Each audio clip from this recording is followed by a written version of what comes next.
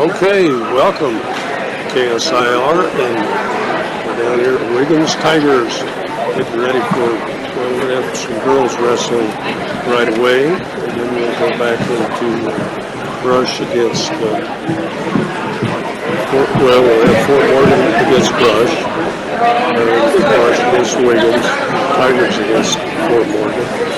So it's going to be a lot of fun. Travis Lefevre with me. Hello, how you doing? I'm not sure. These things drive me crazy. Yeah. They give us, not a whole lot of help here. Well, it's all good. It's a good night for wrestling, and it's always fun when the county schools get together and get to bang heads a little bit. So I know everybody in the county is looking forward to it, and good to see these teams all have, not full girls teams, but a handful of girls, 5-6 girls per school wrestling. So that's good to see the girls programs growing here in the county. That is. It's kind of exciting, and I think it's a lot better for moms and dads. Not having the girls have to wrestle boys. Yeah, no, it's Colorado and the country's done a really good job of really promoting the girls wrestling, and it's getting better every year. It's really fun to watch. Okay. We're underway out here. First up, we have Katie Sanchez from Brush and Kenna Crownover from Wiggins.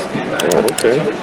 Well, you're on top of it here. Well, they did a good job here this year, and they're running track wrestling up on the big screen. It's big enough for me to read. Oh, goody. Now you tell me.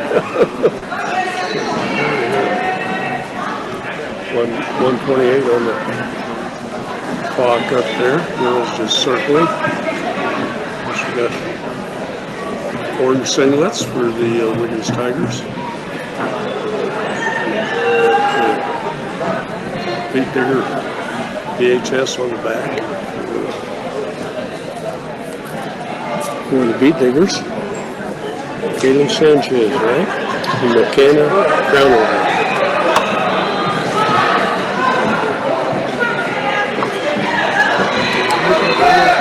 See if they have anything else. No. Somewhere in my computer it's there. It's been a while trying to figure out the lineups. Girls are circles a lot. I'm going to try ahead, nope, a little slow. Girl circle. I thought we were going to get shot. Nothing yet.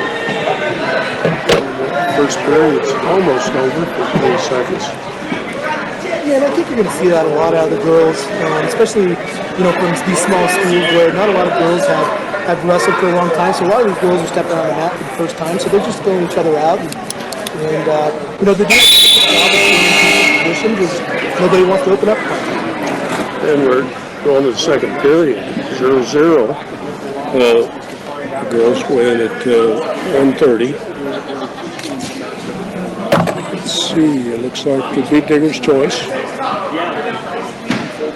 And Kaylin's going to take top. She'll move in on the left side. Underway. Nice switch. Kaylin is hanging over and got taken reversed. In trouble here. Almost got her turn. She rolled over. Not enough for any points there. Oh, now she's got caught. Yeah, McKinney's just picking up that ankle and stepping through. That's kind of in reverse half and just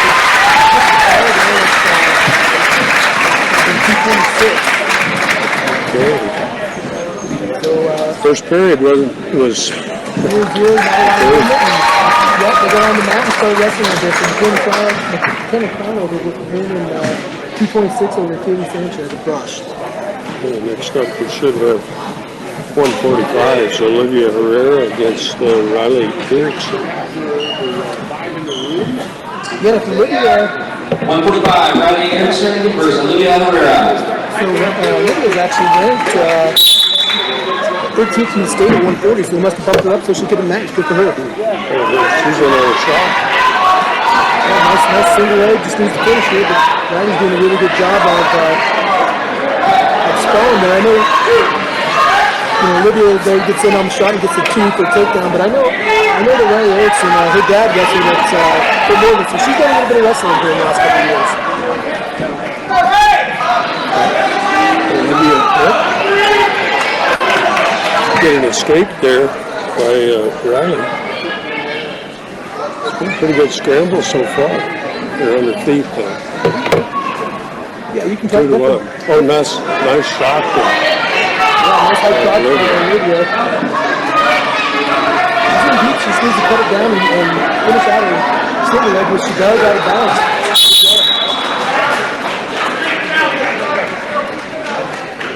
Okay, then give her 2 more points. It goes 4-1. Olivia Herrera with a minute and 6 left in the first period. Gotta go back to the center. Olivia working from the top. Oh, a little nice roll. But she's throwing in her leg there. She did a good job there. Had a spiral ride and kind of a claw and put a lot of pressure on it and put it on her hip and was getting the leg in there and working that arm on the back. Doing a really nice job of working a pinning combination there. You can definitely tell Olivia's been wrestling a little bit. I don't know where she is much. I think she's junior or senior, but it's good.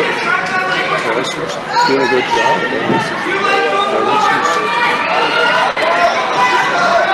She's not too bad either. She's got a little arm bar going.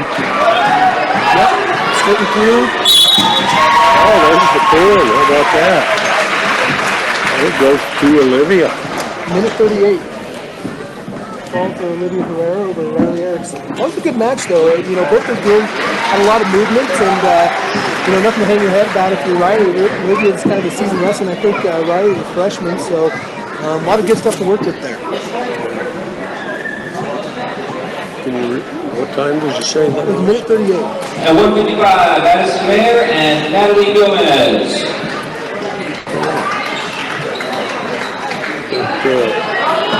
Natalie Gomez against Addison Mayer. Meyer, is that how you say it?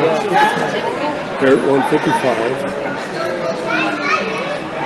And Natalie, she's a little tall, but she's pretty scrappy. She's still good. First off, Yeah, so Natalie kind of snapped Addison down into her own legs, and they end up spelling off the mat.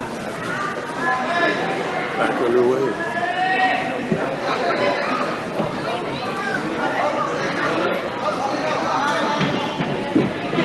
Weird ear, right on that tiger out there. Black mat, white orange coloring for the Wiggins Tigers. And the tiger. Oh, there's the leg being picked up by Maya. Takedown. And one is on the bottom. Oh, there's a power half. Nice half, get out of the manage. She's got Natalie flat on the back. This is probably the end right here. Got that wrist here again. This first period, 101 call for brush over Natalie Gomez brush. That was a really nice half. She did a really good job. Really sunk that deep that had the far wrist and did a good job of staying on her toes and driving it through. Okay. I assume that they'll wait till the halftime between the other matches. At 170, Galena Wiggins, brush is open. Oh, one more girl. Brush is open. Yeah, so Laura the hey-ho from Wiggins gets picked. Okay.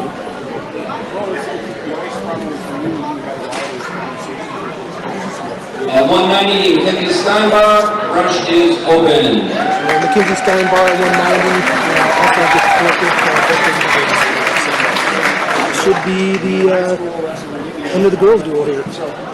That concludes our duel between Wiggins and Brush on the girls' side of things. Wiggins with will a win that team one. score of 30, Brush with a team score of 12. 30 to 12. Wiggins over Brush.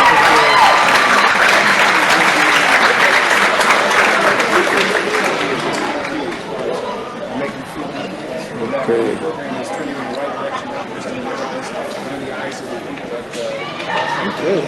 Can I get a JV match in here? Well, that's a good question. The officials coming over. That was pretty quick. Yep, looks like maybe we're going to do the team announcements here. Like we'll have the Beat Diggers against the Tigers. There should be a couple decent matches here. I think it's 190s. Jorge Mendez, I know he's ranked in the top 5 of the state, and then you got Brushes Cole. Cody Cole? No, not Cole. Don't do that, Rob. That's his dad. Dating us, Rob. Dating us. Oh, I know. It's a long time ago. Well, not terribly long time ago. He's still a kid to me. Okay, let's see where we're at. Yeah, Cole Curtis, excuse me. Cole Curtis. And Cole's wrestling 190s today, but talking with him and his coach, it sounds like he's going to go up to 215s, and Christian Astorga then will step in at the 190 spot after, Riley Tuck, I believe he tore his ACL and his MCL a couple weekends ago in Florence. Oh, wow. Yeah. That's bad. So, but I'm glad they got separated out. That's going to give Brush their best shot to win a state title. And I really do think they're in contention this year. But they had to figure out. Now the boys afternoon at 106, Wiggins is open. Brush in late. Okay, we have a forfeit for the Beat Diggers at 106 At 113 pounds. for Wiggins, Brayden Kaus versus Charles Rivera for Brush. Okay, 113. At 120 for Wiggins, Kevin Palmer Charlie Rivera versus going Dustin against Brandon Hernandez Kaus. for Brush. Dustin Hernandez at 120 for the Beat Diggers. Who's going to stay 126, on Wiggins is home. open versus Elias Raza. And the Beat Diggers, Elias Peraza, At will get a 132, forfeit win Wiggins is at open 126. versus Nick Dardanez from Brush. Nick Cardenas, yeah, he's got a. At 138 for Wiggins, Reagan Thomas versus Nick's Levi been Cox wrestling all this from year. Brush. This is the first time I've been to a match this year, so I'm excited to see Nick wrestling. 144, Wiggins, Lucas O'Panic versus Tanner Ludgate. Yeah, going to be against Phil Morgan. At Yeah, Levi 150, Cox at Wiggins is 138. open versus Takes on Reagan Percy Odo. Thomas. Brush. 145, Tanner Ludgate will go against 157, Wiggins is open. Brush, Wiley, Eicher. we got the names for the Wiggins boys. It's a Paul. 165, Wiggins is open. O'Panic. Brush, Austin, Lay. And Percy Odell will get a 175 from Wiggins, Riley forfeit Thomas at 150. versus Richie 157, Bruno, Brush. Riley Eicher will get an At open. 190 from Wiggins, Jorge Mendez versus 165, Cole Curtis, Austin. Brush. Blade will get a forfeit. Then at 175, Richie At Bruno 215 from will go on Wiggins, Riley Michael Thomas. Pacheco versus Christian At Astagra. 190, will be Cole Curtis against Jorge Mendez. On 285, Wiggins is open versus DJ Rivera for Will Brush. go against Pacheco, is that right? Checker, yeah. Again, another ranked kid for Wiggins. So they're 190 pounder and they're 215 pounder. Both ranked kids. So that should be the marquee matchups for this game. TJ Rivera will get an open. A lot of forfeits. Here comes the coin. Looks like Wiggins' choice. Probably have to wait and see who's going to be first. But we're just about ready. How about buildings by design? First impressions are important. Buildings by Design will make your vision a reality. Visit buildingsbydesign.com. Maybe, can you tell us about that? Not a lot about it anymore. I don't know. Oh, okay. No, it's again, we're Wiggins is open at 106. Ian Blake Rush. Obviously, keeping coverage for these kids, they deserve it. So we'll have to do it. That's awesome. We've got a lot of great sponsorship. It's one thing about smaller towns. You got do a great job with the kids. Okay. Ian Blake is going to get a forfeit win. 113 Wiggins, Braden House. 6 points for the beat Diggers. Charles Rivera. Charlie Rivera is going against Braden Couse. Shaking hands there, Charles.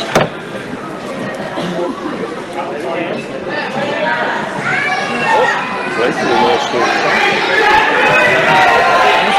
Charles Rivera in deep on a nice little single right there. Just needs to finish it out. And the guys for the team right to jump in the corner. Got the takedown, but Couse gets away. 2-1, minute 30 left in the period, first period here. I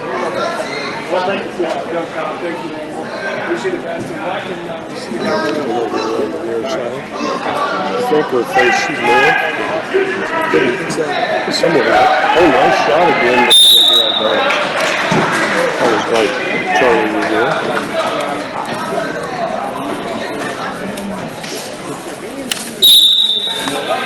Back to the center here to tie it up here a little bit. Each one kind of looking for a shot, looking to see where that next opportunity is here. Charles had a couple real nice shots. That last one he just finished a little bit out, didn't drag his toe to keep that in. A couple other changes here. Brady's got a shot.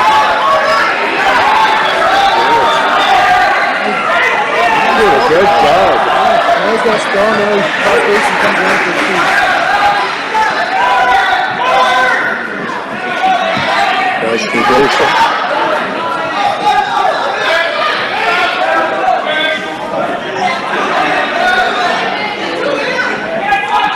It's dark in here.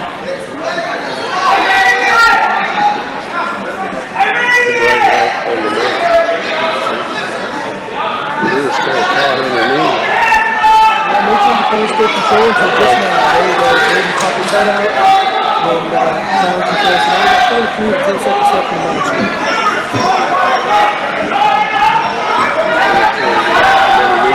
Really well in his back, but he goes back on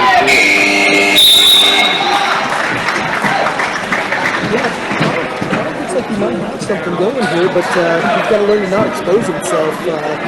You don't want to give up points. Don't want to give up 3 to get 2 here. Get one. So that math doesn't add up. So he just needs to work on the basics and not giving up points to get points.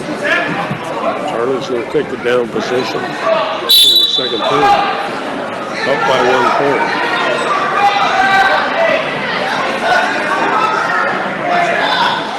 Brady did a good job there, breaking the front of the nice. Just kind of working both ways, a lot of pressure forward, looking for a half on one side of the street. And he had a half, but then he Had a full hook. Then he knifed that other head in there in full motion. So penalty shot for Bill from Russell, 5-3, 18 seconds down in the second period here.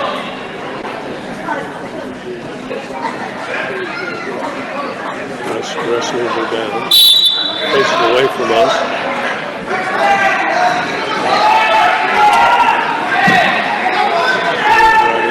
Tiger.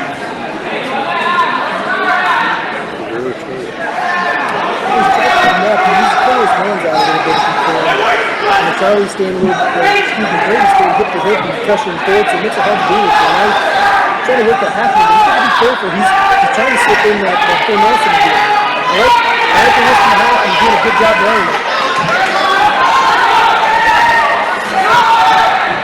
Got to be careful though when he gets this side half. He keeps bringing that other hand, they're about ready to touch again.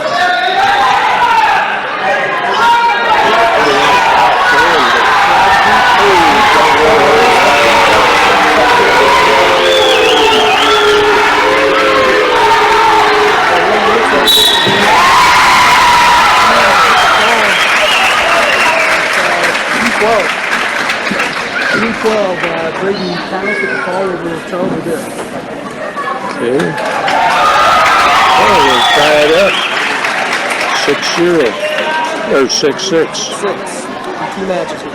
Yeah, then next we get Dustin Hernandez for the Beat Diggers going against Tavon At Palmer. 120, we have Tevin Palmer. Trevor Wiggins started out and as Rush a Justin little Hernandez. guy, and then he come up here and he's a tiger. Yeah, well, it worked out for everybody, I think. Brush was good then. Obviously, Wiggins had a good play. Nice shot by Justin Hernandez right in on a outside sweep single. Good finish on the edge of the mound here for two. 13 back, but only one foul from Ray Years. So Wiggins won that, actually. Is he? Okay. Kind of remember that name. Yeah, graduated in 98. Wrestled 189s and 215s plus. Back underneath. Underneath. And Dustin's getting that half and trying to pick that near ankle, and he's got it. Right? He's down on his back and Ray's coming after it. He's just settle in and reverse that half. Now he's into a monster situation with a half cow catcher right down real tight end.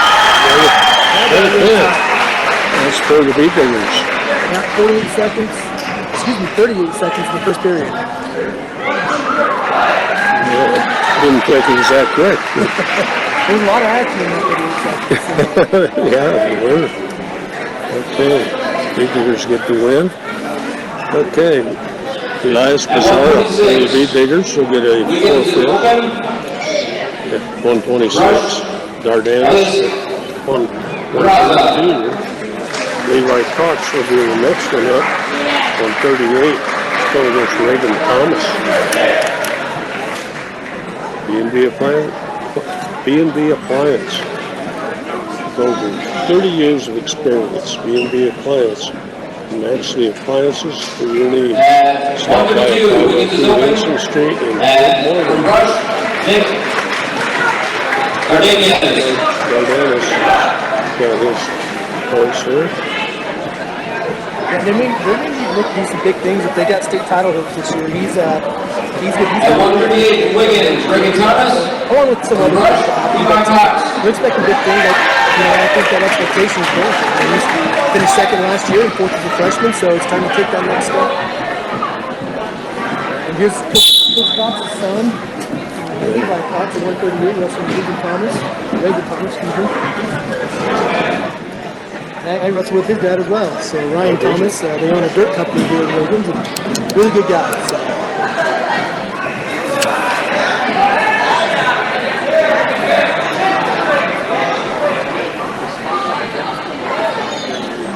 Working there in the 10-foot circle, a little shot there by Levi. He's doing a good job of circling and getting deep now. Nice little duck on the great duck. Good job on Levi. Just going to say, he needs to get in and close that gap. And do just that right there. Working right on the edge. That was a nice shot. Yeah, looking for that tilt right there. He's trying to pull him back on, trying to get that leverage underneath there. I think he's going to get there. I think they're going to go like that.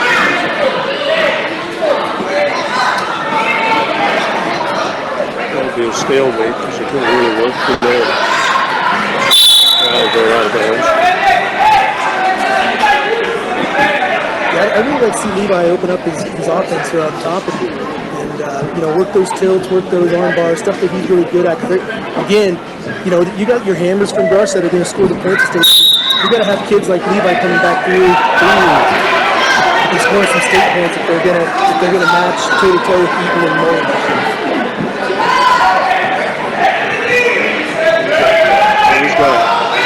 He's got a half there. Well, he's kind of got a tilt and a cross face. Now he's going for what we call a telephone tilt, where you pull the far leg, kind of pull that to the ear, make it look like a telephone. He's got a 2 count on that right now, but he's not going to do more because the same has the same move here. So unless he turns him in that same move and lets go, he's going to get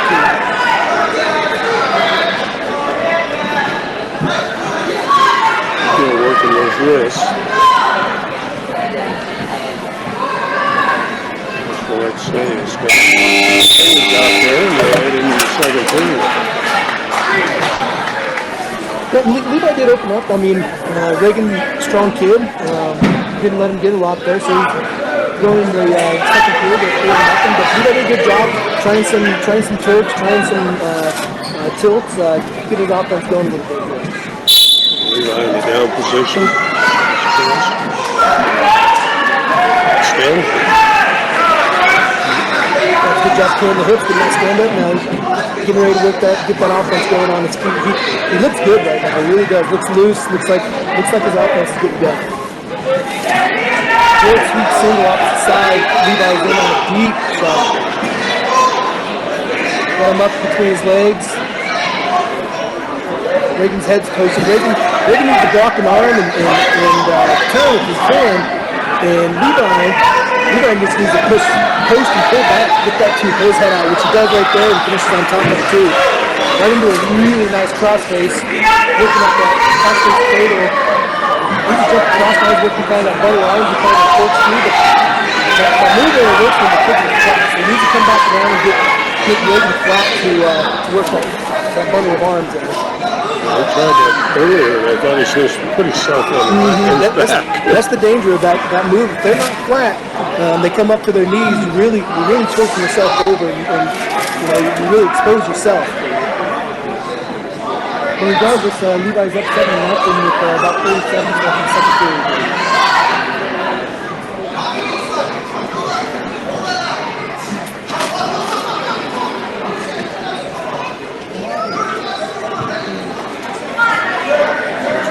Working hard in the top. They're still in the leg. Yeah, Rick's not doing much. He just got rid of this guy, and that's warranted. He wasn't doing much. Levi's trying like heck to get him to open up, but he just wasn't doing much. But now he's got that leg in, got that cross face, he's got him whipped over and getting points right here. Good job by Levi. They're going to get the three, and right back to it. Cleaning up and that's Run out of time, we're going to the third period. 10-0. That's pretty good rest. Levi's doing a little better. I just think that Levi has a little bit more wrestling experience. Wiggins just tucked him in. What a nice grab that was. Arm drag right into the takedown. That was a great job by Levi. Two on the takedown. So makes 4 from that. 40 left in the period. But like I was saying, Wiggins might not have the mat experience that Levi has. Levi comes from that wrestling family and been wrestling all his life. So he looks like his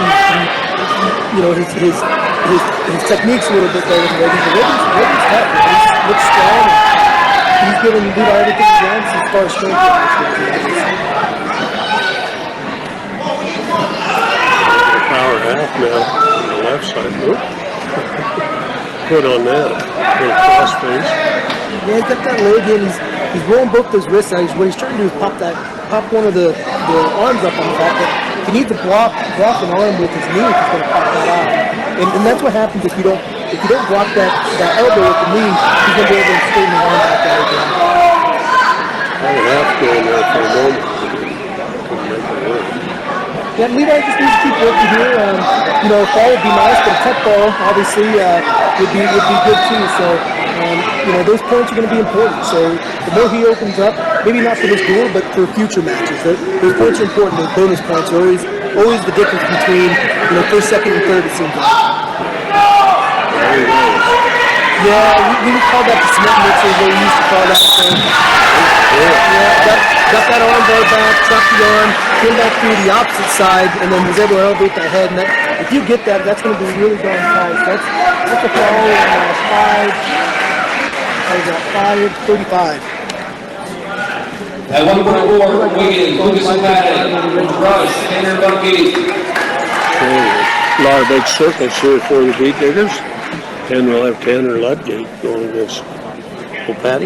What's his first name? Lucas O'Patton. Well, Lucas again, Tanner's senior, Lucas is young. Tanner double leg right to the back, and that's all it is for that match. We got a 10-second call there in the first period for Tanner over Lucas. And that's just, Lucas will get there. He's, like I said, he's young. His parents actually own the Country Hardware here at Wiggins and good people. And he just needs, work on his craft a little bit. And just sometimes you're outmatched. You got a senior versus a young kid, and somebody who's wrestled a lot of matches. Obviously, Tanner's ranked in the top a handful of mistakes, and At returning plays 150, last year. Wiggins is open. Rush, Hey, first and Percy's goal. coming out for his open.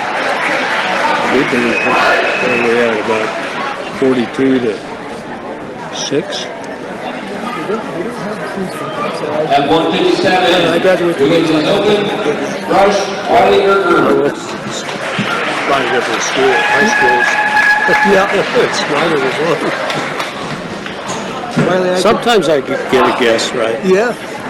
Wiley I want to Eicher, say 48. At 165, Wiggins is open. From Rush, Austin Lay. looks like Austin Lay's going to be open as well. Yeah, I'm looking forward to the day that all these teams have full teams again and then all vying for state championships. There's a post on Facebook about when this started back up. So the first one started back up in 99, and Wiggins dominated those first couple of matches. But I was commenting on somebody's Facebook post today that those matches got real interesting about 2002 because all three teams were competing for state titles, and those were really fun games. Richie, what'd you call that hole there? Yeah, he did a little side drag into a side by side. He tried to Merkle, and the kid kind of rolled through it there. Again, this is the Riley Thomas, so I believe it's the brother of Reagan and Ryan's other son. And again, you can just tell that the mat time difference here. You know, Richie's working really high level technique, and you know, Riley's just trying to hold on to it. Well, Richie's just a sophomore, I think, but he's done a lot of wrestling. Yeah, he's done a lot of wrestling. Was a state placer last year, and he's ranked first right now at 175. Give him some back points. Turn him loose. Get 3 near back push. Just get tight waist in there. Pick up an arm and give him some more points. Rich is going to put them 3 more points down. Again, he's going to step over into the Turk and crossface, and they're going to count that off again. Now they only counted off one there. Good job by Riley fighting that off. Now he's going for that corkscrew or bundle arms. He does a good job because he worked it when he was flat on his stomach, so you don't present any trouble, and that move gets real tight if you can finish on top there because there's just no use of the arms. Richie up 11-0. Going for more points right now, or a pin. She's real close, you know. Yep. Over there. I'd like to see Richie get a pin here. And there it is. That'll be a minute 44. And good on Richie for not just going for the tech ball. You know, that extra point, again, the points, maybe not in this duel, but eventually they are so valuable. And if you learn how to pin rather than, you know, just get a major or get a tech ball, those points make up a lot of points in state when you're talking, you know, half point here, 1 point there. So this should be a really good matchup here. You got Jorge Mendez ranked number 5 in 2A, and you got Phil Curtis, I believe he's ranked second at 215s, which I think he'll head back up 215s here in a bit. So, but two good wrestlers here. I think Jorge was one away last year. Jorge on a shot, but Curtis is coming up on top. Just takedown. Jorge just didn't finish there. He had Cole on a hip a little bit, but didn't finish. And good on Cole for keeping his hips up and getting the sprawl and coming around. Been out of bounds there. Yep, out of bounds. Going to reset 2-0. Minute 23 left in the first period.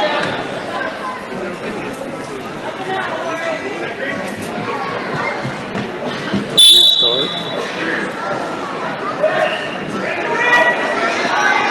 Good job with Curtis breaking him down. His feet. Leg in there on the left side.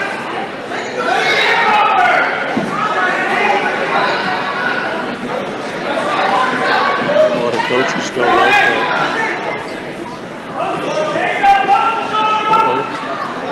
Okay. So we better talk louder. Yeah. Or something here. Well, Cole's working the leg in. If anybody can hear us, I guess. Cole's working the leg in, doing a good job keeping pressure forward, working that power half. But, you know, Jorge is a strong kid. Jorge has some wrestling experience. He's a great running back for Wiggins, and and definitely shows that he has some match strength with Cole. That technique's just not quite there. Now Cole's got to lift over, lift that leg over with the cross face, and I think he's got a 2 or 3 count, so he's got a 2 back points. They've got a 2 count. Start all over. So you can feel him up and here about 15 seconds left. Now here kind of tripod up and Cole through in both legs and doing a good job of keeping pressure forward. And that's probably how we're going to finish the period here.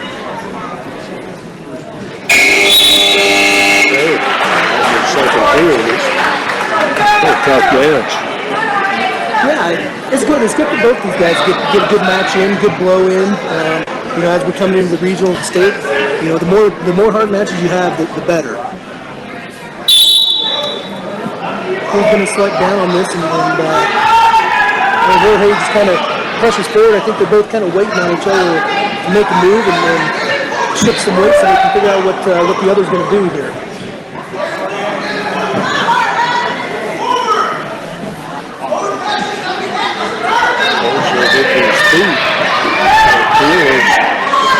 Yeah, he needs to do a better job of pulling that and running is kind of what I do. Just like he did right there. Just pull and run, get through one, turn back around, and let's go neutral here. Which they are kind of on the west side of the mat here. 5-0 with about 1:20 left in the run of the second period.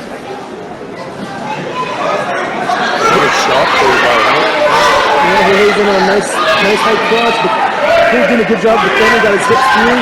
He's going to get 2 on the edge of the mat here. Good job getting around and scoring on the edge. Now he's looking the spice up there. He's a bump into it and bumping back. He's got to be careful where that head's going to pop out. He doesn't have a cross face, so he just has a outside forward here. He's almost clear out of bounds. Really did a good job popping out and not giving up any offense in that position. Now Cole's working in this side, trying to drag him back in. He might get some points here on this one. And he's going that's going to be tight. Everyone on the count, so a good grab there. He's breaking that hold. Going out of bounds here. Wow, 7-0 now. 7-0, 34 seconds left in the second period. Good job by both those players, though. Cole's giving what he's taking, and Jorge's doing a good job of defending, not giving up any back.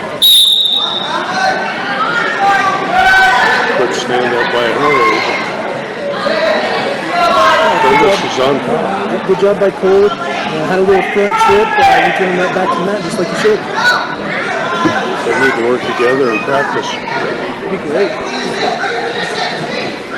Cole worked in the leg, now he's worked in both and stretched them out. Getting that cross face, now he's got back stage, but now 35, so he needs to look away from that cross face and get that leg whipped over a little bit more, which he's not going to do here. But he finishes. Okay, we're going to the third period. 7 minutes and full service over Jorge Mendez. There's been a lot of Mendez. Yeah, I don't know where he falls in the lineage of the Mendez, but yeah, there's been a lot of pure 8 Mendez's that have been from Wiggins. Go way back from the 2 retires. Yeah, Marcos, Rodolfo, Eric, and Rodolfo's state champ. Marcos is in the finals a few times. So. Good shot by Mendez.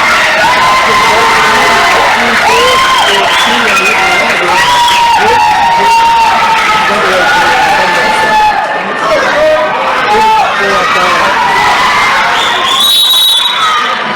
got stoppers on the stalling on.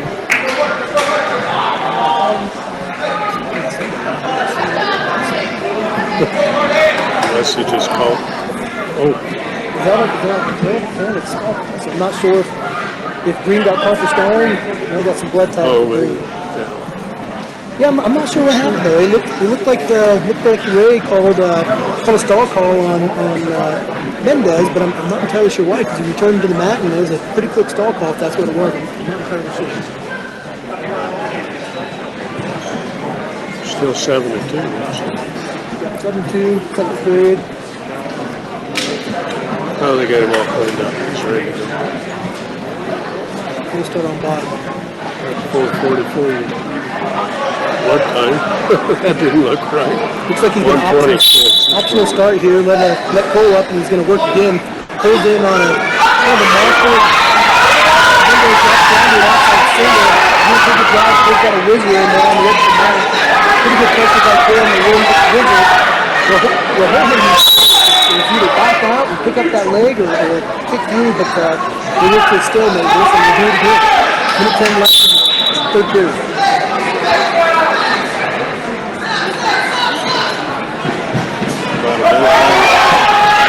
Another great shot by Jorge, and Ford did a good job of cross-facing it off.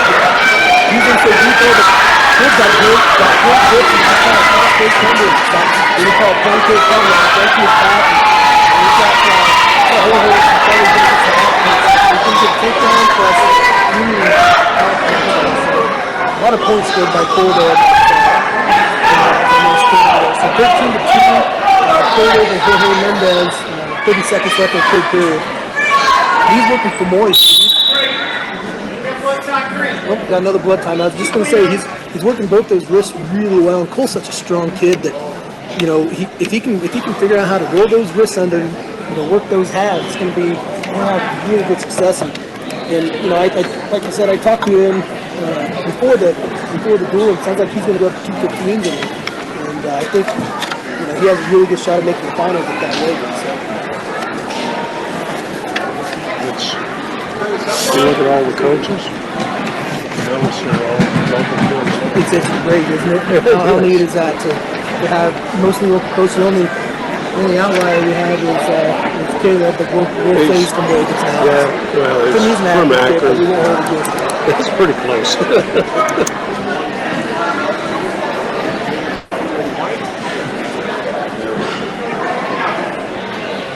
Okay, now we're about cleaned up, ready to go. 13-2. Now 20 seconds. Right now, Cole's got an 11-point lead, so you know he's working for a fall, or you know, it's going to be pretty hard to get a tech ball here. So he's going to have to look for the ball. But either way, you have a major here. Working really tight half here. They use outside and put some pressure there. He's so damn strong. He's got all that torque, but he needs to get out there and use the rest of his body for it. Almost. There's this one's going to end. Good match by both of them. Rob 13-2 is what the final score was. Score credits over Jorge Mendez. Again, the score is lopsided, but I think it's real closer than what it was. Jorge had some really nice shots, some really good job. Christian Estrada. Coming up, that's Michael. Michael Pacheco ranked number 7 in 2A. And Astorga's been ranked all year long, but you know, when Riley Tuck's in there hasn't been a place in their lineup for him, and when he's wrestling, all that kid does is win. I don't know what it is about him, but he just took 4th at top of the Rockies, and that's one of the toughest tournaments in the state. And every time that kid steps out there, he just wins. And I expect him. He won away as a freshman last year. It's going to be really, really important for him to score points this year at 215 to rush if they want to have a shot at it. Ear to ear. Oh, nice little shot there by Kristen. He's just so funky. They just kind of roll around the map there. And he's got these crazy hits where he gets himself into weird positions and just seems to finish on top. He ran out of space and start back up. But he's got those crazy hits and he gets in weird positions and always seems to finish them.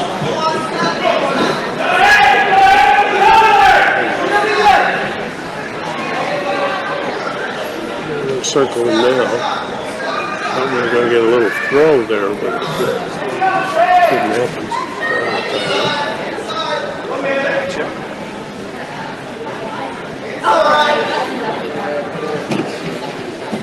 Nice little single by Christian. He's in between legs and he's lifting that thing up. He's in between his legs. Pacheco's going to roll to her here and he's not going by his down his drugs. George gets the 2 on the really nice little single.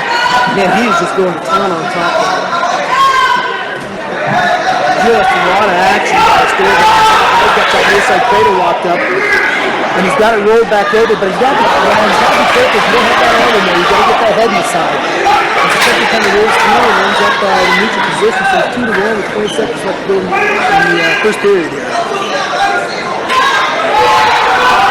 Christian down there has got an ankle. It's over the top. Well, got a short time, 2 points. That's a big score by Christian Astorga to finish out the first period. Great shot in a short time. Again, I don't know how he's doing. He's not a tall guy, and usually you see those low singles done by big tall guys, catching that ankle. But he's short, little stocky stuff, and he's just so fast that he's able to catch it. So. And Astorga deferred that period and choosing to go down.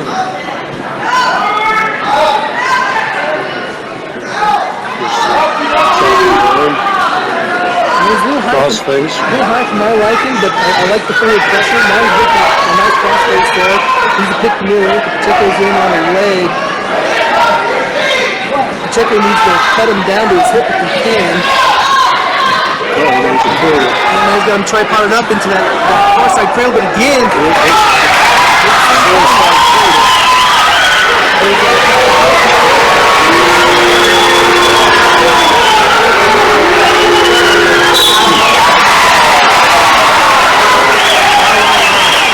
We can't hear you.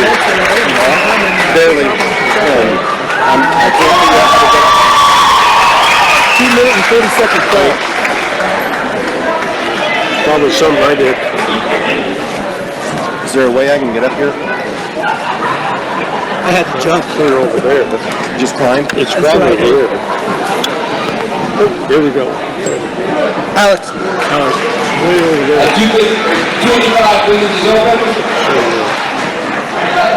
And TJ Rivera. Yeah. But that. Sorry, we're not getting good. Yeah, having some technical difficulties here. That concludes the duel between Rush and Wiggins. Your final score is Wiggins 12, Last Rush match tonight, 17. TJ Rivera getting 4 kicks. Actually, I was looking forward to that match. I was hoping America Luanzi would be wrestling this match. But it sounds like he had a prior engagement, so TJ Rivera gets the forfeit, and Brush gets the win over Wiggins.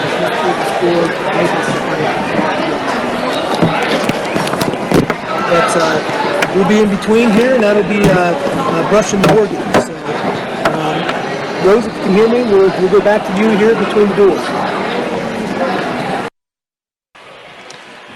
Welcome back to Wiggins High School here. We had some technical difficulties here, but we got it all worked out. Rob, you got it all worked out? I think so. My mic's really loud. Okay. on the hearing. Well, that's the important part. They need to hear you.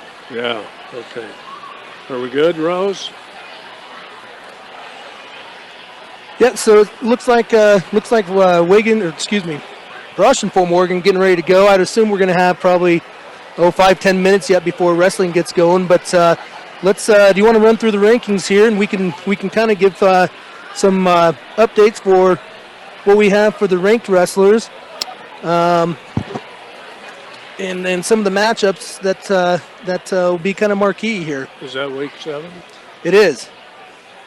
So at 103s, we'll have Connor Derry ranked for Fort Morgan. He's number 10 in the state. At 113s, you got Christopher Wan ranked number 8. At 120, nobody ranked from either school. 126, we don't have anybody ranked from either school. 132, Nick Dardanis, number 1 ranked wrestler in the state at 132. Nobody from Fort Morgan. 138, we have Levi Cox ranked number 15. 144, Tanner Ludgate's ranked number 7, and Jeremiah Mills ranked number 14, so that should be a nice little matchup for both of them. 150, Ashton Meeks from Fort Morgan's ranked number 8. At 157, looks like we have Wiley Eicher ranked number 9, and nobody from Fort Morgan there. 165, we have Austin Lay from Brush ranked number 3. And nobody ranked from Fort Morgan. 175 is Richie Bruna, ranked number 1 in the state at 175 from Brush. And it looks like we have Noah Aguirre ranked number 9, so that should be a nice little matchup there. 190. 190 shows Riley Tuck, but right now Cole Curtis is wrestling 190. So Cole's the number 3 ranked wrestler at 215, but he's going to move. Or he's actually going to stay at 215, but He'll wrestle 190 tonight. Like I mentioned, 215. Cole Curtis ranked number 3, and nobody from Fort Morgan. And at 285, you have TJ Rivera's ranked number 4, or excuse me, ranked number 2. So have quite a few ranked matchups tonight, which ought to bode well for the wrestling, and should be a great duel. I don't think there's any forfeits in Brush and Fort Morgan tonight, is there? No, I don't think so. Yeah, so full 14 docket, and we'll have looks like 1, 2, 3, 4, 5 girls matches as well. So that'd be great, and I believe there's one JV match between Brush and Fort Morgan as well. Okay. Morgan Community College starts your associate degree. Continue your education or get a specialized certificate. Visit morganc.c.dot.edu for more. That's Morgan Community College. Okay, the Brush post-match show is brought to you by Advanced Agri Solutions. Get a full plan of seed, food, water for your fields. Now's the time to begin your planning for the next year's growing season. Call Dusty or Roxy at 970-571-2024. Advanced Agri Solutions. Equitable savings and loans. Borrow locally from the people you know. Equitable has been providing personal bankers to help you through the steps. Stop one of 10 locations across the plains or visit equitable-savings.com. So Equitable Savings. The parents and family members of our wrestling team. To the parents, I just want to say from Monica. It sounds like they're going to do Parents Night, Rob. We appreciate Okay. Well, let's take a time out and send it down to Beat Digger Heaven there at KSIR. We'll send it down to Rose for a little bit. Thank you, Rose. Okay, welcome back. The official is ready. And we got my mess up here with the noise, so we'll have a wrestling match coming here shortly. Looks like we're going to start with the girls again. We should have Fort Morgan's Anisha Monaco. We're going to have to get your... I don't have that in front of me. You got your names? I think the girls are on there somewhere. Yeah. Here, you mean? Yeah. Yeah.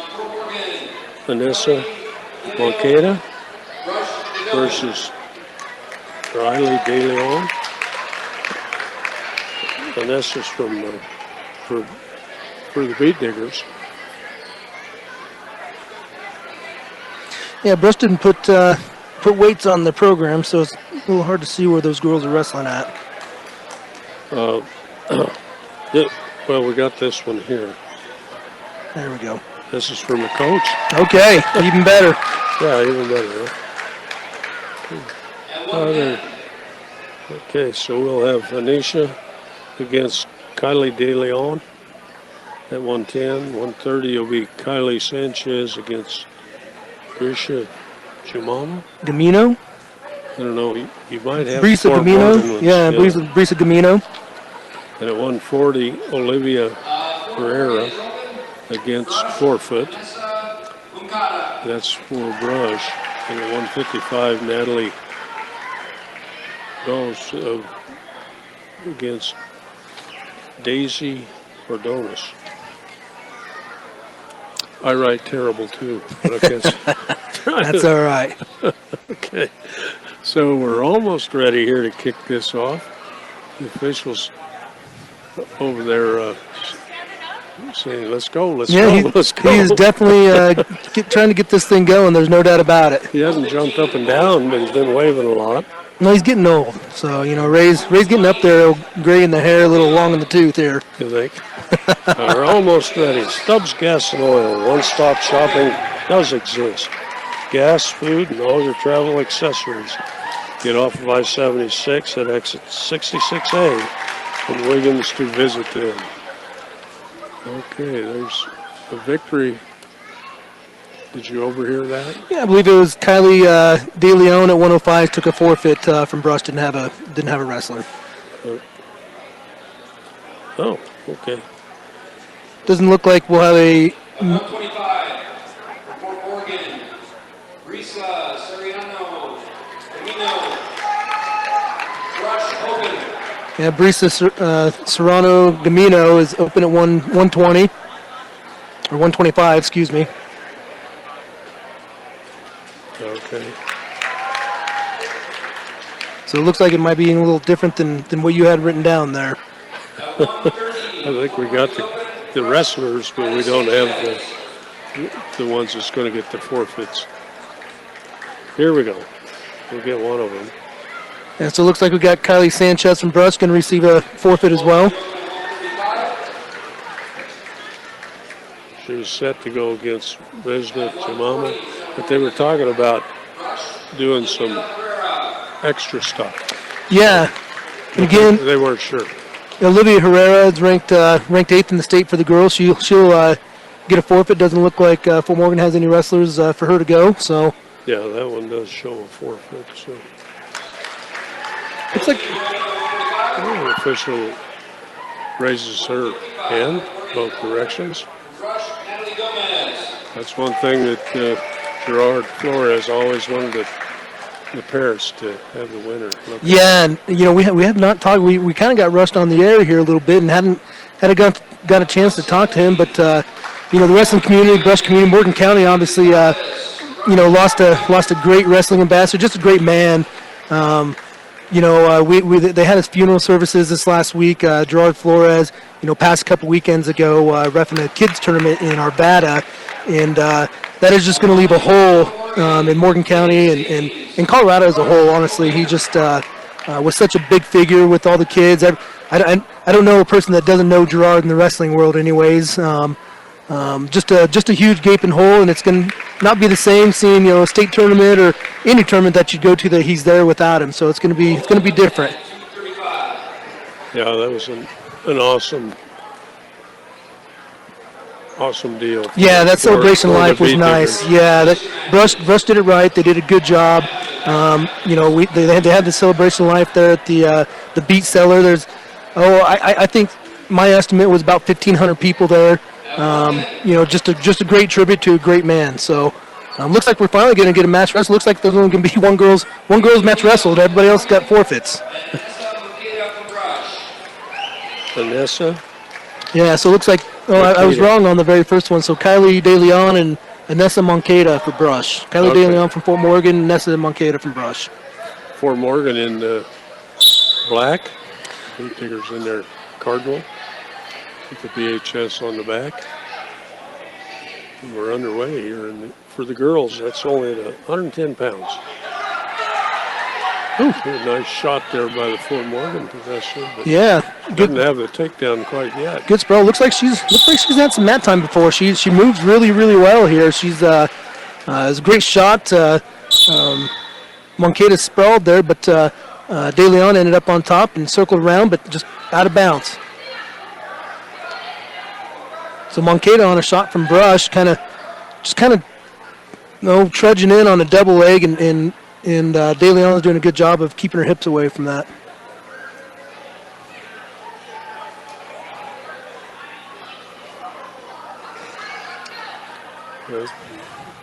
They're working around the mat. Oh, a little snap down. Yeah, a little slide by De Leon. That was real slick, actually. That was a really nice takedown. A little slide by right by, and De Leon just kind of flew on by and ended up on top of the two there. Now, keep a lot of forward pressure here. Looks like she's working both wrists, trying to get those rolled under here.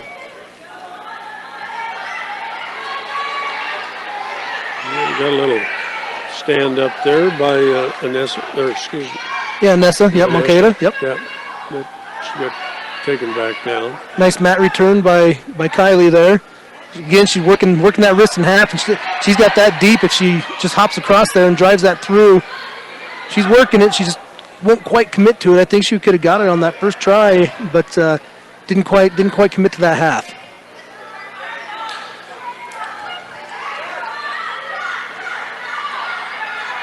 Got about 10 seconds left here in the first period. De Leon up 2-0 over Moncada Brush. Just a couple of seconds here, and we'll head to the second period.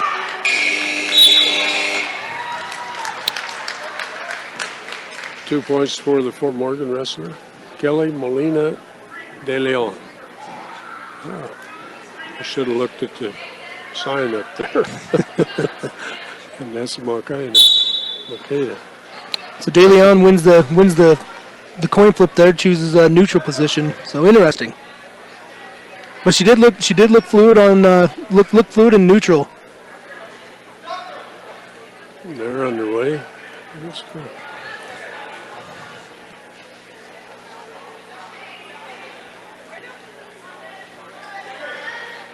Leon got a little throw, and she gets takedown. Yeah, same move there. That little slide by, just kind of locked it up and drug one arm through and kind of sidestep for a little slide by right down to 2. So kind of working on the edge of the mat here.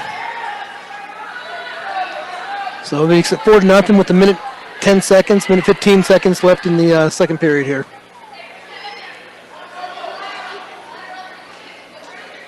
Vanessa in on the. Well, about to get in, Nessa's about to get in trouble there. She's got what we call a monster on her, and yeah, it's right to her back there. She kind of left her arms out, and she's in a world of hurt here. And then, ends with the fall there in 3:07. So you got Kylie Molina de Leon with the fall in 3:07 over Anessa Moncada from Brush. So good job by the girls, though, getting out there and getting after it. That's the only way you're going to get better is with some mat time. Mm-hmm. So it should be Kaylee Sanchez against Marisa. I'm not sure. They'll put her name back up. Maybe that'll help us a little better. Rush. Kylie Sanchez. Huh. Yeah, they didn't shake hands in the center of the mat before, during the announcement, so I didn't know that this was going to be a match. Okay. So Kaylee Sanchez and Brisa Serrano Gamino from Fort Morgan. Okay, at 130 pounds.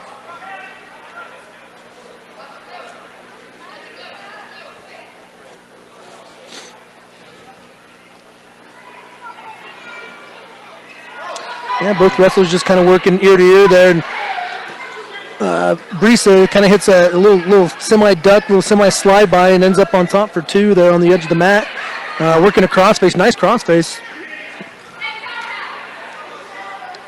Doing a good job. Brisa is keeping her pressure forward, keeping her hips back, chopping to a side, working some motion up top. It's good. But she left that arm hanging a little bit. Kaylee is able to kind of grab her leg and trying to work towards a neutral position, but I'm not entirely sure what's going on here. She's Brisa's got her knee in the middle of her back, kind of working her arm bar, and Kylie was just kind of sitting there. They're just in a weird position, but Kaylee ends up on a single leg, gets Brisa down on a hip, and looking for a 2-point reversal here, which she gets. Kind of on the edge of the mat. Now Brisa is working to stand up, which she gets on the edge of the mat. So gets one and gets. Did they give her that takedown? Yes. They did on the edge of the mat. Gave her a takedown on the edge of the mat. So 5-2 for Brisa Serrano Gamino. 30 seconds left in the first period. I thought this was the second. That was kind of quick on the. Yeah, it was a little flurry there on the edge of the mat where. One wrestler got a reversal, the other got a stand up and a takedown right on the edge. So good job wrestling on the edge, not stopping.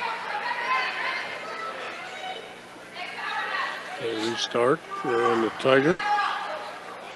Yeah, she's working that half. She needs to come across and get a wrist, which she does not. And there's a reversal. Kaylee's able to kind of reach back across and roll her. She just didn't get that wrist. Now she's working her own half, and she's getting back points now. Needs to reverse the half roll, but gets Brisa bridges and rolls through and puts Kaylee right to her back. And end of the period. I did not see. There's too much noise. Yeah, hear the beep beep. Got a little loud. Gave her 2 points, 2 near fall points for Brisa. These girls are getting after it here. Yeah. The officials coming up to try to make sure the score's right. Oh, Yeah, and I believe 6 points for Kaylee.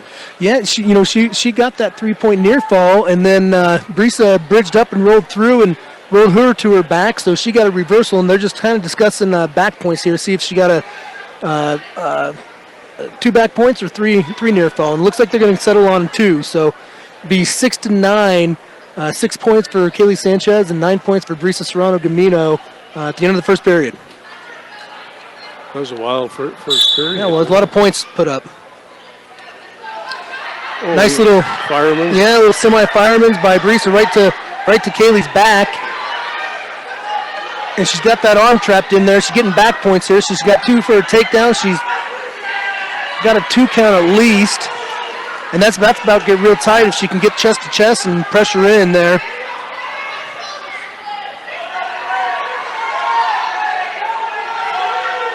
She needs to resettle her chest back down and get chest to chest now. That's I think she lost the half, so she needs to reverse that half because she's going to be able to roll back through, which it looks like she will get back to her stomach. Kaylee gets back to her stomach, but not before giving up another 3-point near fall, so it makes it 14 to 6 with a minute left in the first period. Now she's getting back points again on a wrist and a half. Good job chain wrestling by Brisa here. Yeah, she really cranked that hard. She's getting that one-arm Nelson there for a while. Yeah. Now she gave that up. Looks like she's going to go for a cradle. Yeah, she got a little near side cradle, but I just don't think she knows quite what to do with some of those moves yet. She's getting to them. There's some talent out there. So they just need a little more mat time.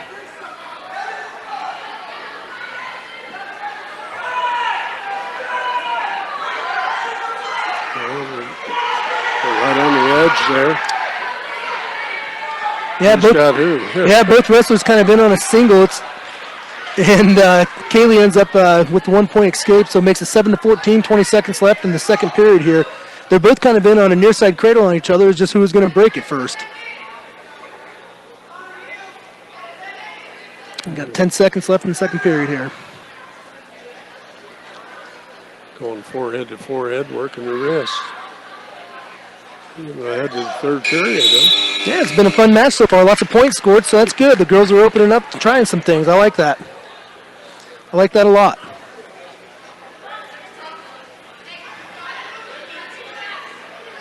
Okay, Kaylee's going to go to the neutral. It's her choice. Yeah, it's been interesting for her on the mats. She's turned Brisa a few times. She's been turned a few times, so might as well start both up, see if she can score some points because she's going to need some down 7 into the third. And Brisa's in on a nice shot, and Kaylee kind of pancakes her, but then Brisa ends up on top somehow here into a half. That's real tight on the edge of the mat for the fall. Wow. So a 4:23 pin in the third period for Brisa Serrano Gamino over Kaylee Sanchez from Brush.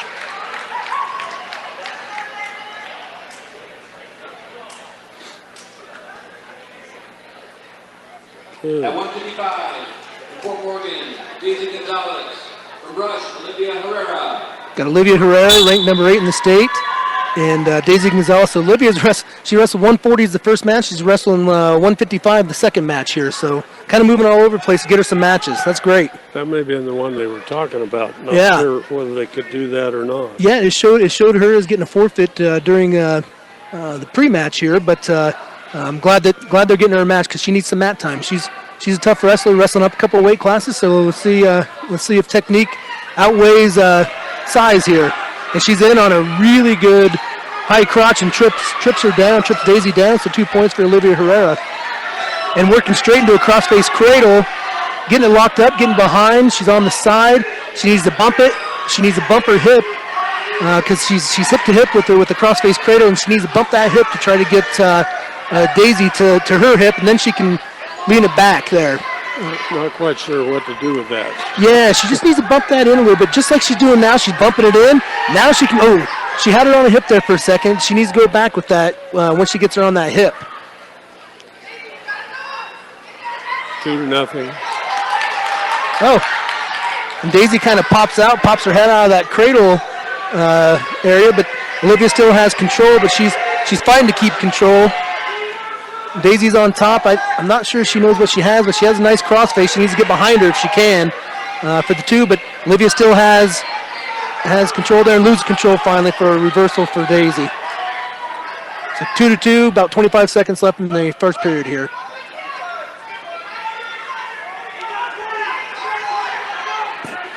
Oh, nice sit out. Kind of half sit out, half switch by Olivia. Comes to her feet. She's trying to work those hands. She got short time here, kind of on the edge of the mat. Looking for a return. She kind of goes to her back and rolls through. And rolls Daisy right to her back there. She needs to settle. She gets the pin with 2 seconds left in the period. Wow.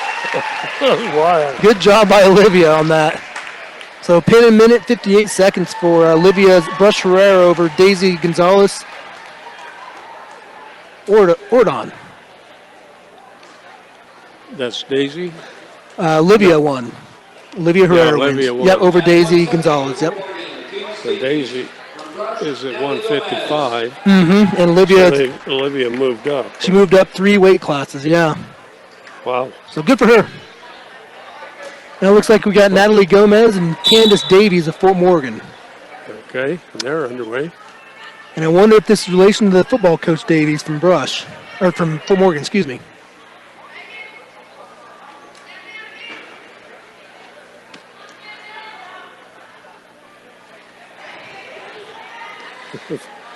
So you got a Fort Morgan wrestler who's real tall and lean, and you got a Brush wrestler that's a little more short and squatty. So, kind of looks like the strength advantage at this point, anyways, going to Candace Davies here. She wants to go for that headlock. She's tried to throw that a few times now. Yeah, Natalie's pretty tough. Yeah. Oh, now she got that head in the arm. She tries for that headlock again, but just not quite able to get her hips through on it. Is Candace Davies of Fort Morgan. And here we go again. She tries throwing it again, and kind of Natalie falls through for 2 for Candace Davies. So 2-0. Candace Davies. Minute left in the first period. But now she's got that headlock locked up, and that is tight. Ooh. She needs to scissor her hips through the other way if she wants it to get a little tighter, but that's pretty tight as it is. She's trying to reverse the half and push back because, Natalie's going to be able to roll through. Good job by Natalie rolling through. But right into a half Nelson for Candace. Really good chain wrestling here. And she needs to sink her arm, which she does. She's getting more back points again here. And that's tight, and that's a fall. Wow. So minute 27 on the fall for Candace Davies over Natalie Gomez. I think that's the last of our Yeah, I thought it was the last for our girl wrestling after the first one, but they rolled out 3 more here. But yeah, it looks like that is the last one. And the final team scores, we have Fort Morgan at 30 and Brush at 24.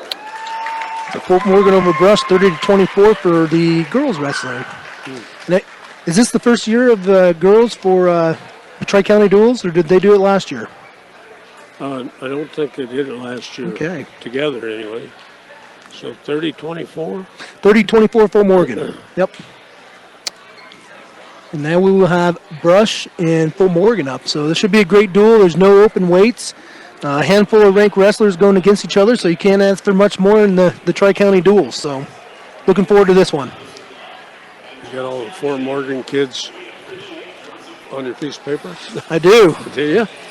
I do. So yeah, we'll have 1, 2. We will have three ranked wrestlers going against each other. So that should be fun during those matches. Well, I think B-Biggers are out here. Fort Morgan guys are hanging out. So yeah, it looks like they're still sitting down. Well, let's take a short time out here on 1010 KSIR. Send it back to Rose and for all our great sponsors. Okay, welcome back. We're at 126 pounds. Got Brush going against Fort Morgan. Yeah, we'll start out with the JV match. Alizar Acosta and Aaron Ewing. So good for these kids to get out here and get some time. I remember watching Alizar wrestle last year and showed some promise. Excited and anxious to see him what he can do this year. kind of jumped to weights here, so. And I'm looking at Aaron Ewing. Aaron's a sophomore, and I think Alazar's a sophomore as well, and he's down deep on a low single and comes right through the legs. Great job by Alazar. And Alazar is one of those guys that I think he's got some varsity time, but man, he is in trouble here. He tried for a cradle and kind of slipped out, and that's what happens when you get that near side and you don't bump those hips. You fall right over the top, and he's giving up some back points here, and he finally let go of it and kind of stopped exposing himself, but he's going to give up 2 back points, so 2 reversal and 2 back for Aaron Ewing here. And Alzar works back to neutral, so it'll be 3-4 Aaron Ewing with about a minute left here. Okay. Yeah, he was in deep on that shot and had that near side cradle, but just popped out over the top, and that ends up right on your back if you're going to try to throw that from that position there. So match has slowed down a lot. They both came out real fast and setting up their offense. Now they're just kind of tying up and circling. So, both of them got a little conservative after that initial. And as I say that,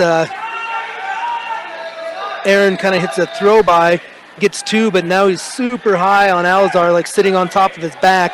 And Alazar has his near ankle and needs to pop his head out of his back. Now he's kind of worked that into a high C and took him right to his back, and he's in between his legs here. If he can use this, he can get some extra points here. So right in between his legs on a Turk, he needs to work forward. And that's where the period will end. So a lot of action. I thought that last move before for Aaron, I didn't think he really had it. No, I don't know how he got the takedown. Honestly, it looks like Alazar just kind of fell over the top of him. And I think it surprised both of them that Ewing ended up on top. So Alazar defers here, and looks like Ewing's going to choose bottom. 5-6, Aaron Ewing over Alazar Acosta. Oops. Looks like the table wasn't ready. That doesn't make ref Ray Urick happy. Okay. For Morgan singlets, they've got their maroon colors with black. And, of course, Pete Diggers with their Cardinals, they call it, color. Or a lot of people call it. Is that what it is, Cardinal? Too, Yeah. Okay, we're underway.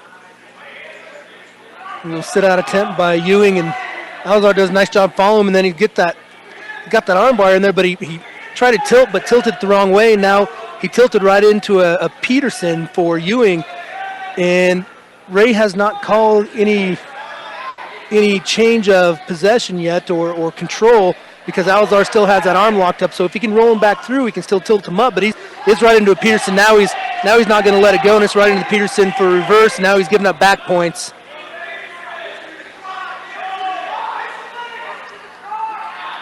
So he's got 3 count now, and Alazar is bringing the offense, but he's just not finishing the moves or finishing them wrong. Oh, he got in trouble there. Yeah, but I don't think Aaron ever gave up control, so there should be no points there. Yeah, he's stayed in control the whole time, so it's 11-5. Aaron Ewing over Alazar Acosta with a minute left in the second period here. Like I said, Alazar is he's been the aggressor. He's been pushing the pace this whole match, but he just gets himself some weird positions, and Ewing's been able to just kind of settle in and make him, punish him for some of those bad positions, giving up, what I call cheap points, I guess. They're good scrambles anyway. He's going to pop out of there, maybe. Yep, pop out of there right between his legs, and he's got that Turk again. I don't think he just doesn't quite know what to do with that Turk, and now lets it go. So it looks like he's got Ewing on a hip, and now he's got that arm bar. No, excuse me, he's got a half, and he's got it through. He had a half and an arm bar, and that is tight. If he can settle those hips, this will be the match here. That is tight. There's not a lot Ewing can do. He's trying to bridge up. He's doing a pretty good job of fighting it off. Well, he's got a headlock. And wow.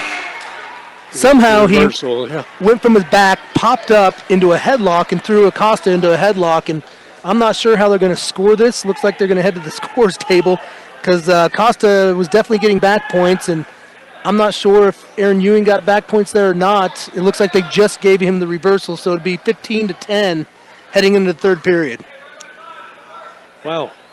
Yeah. Costa's going to start on the bottom here, the third period. Crowd ought to love this match. It's a go-getter. Yeah, that's going to wear Ray out for the varsity matches here.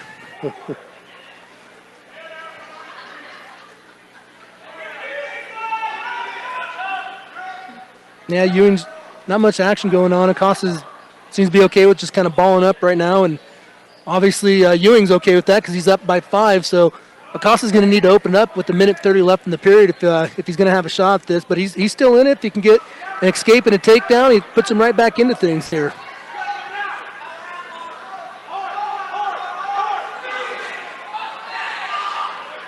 But Ewing kind of falls into a leg, and now he's got that crossbody and a cross face. And if he would sit through and look away, he'd get some points here. But again, just some inexperience, I think.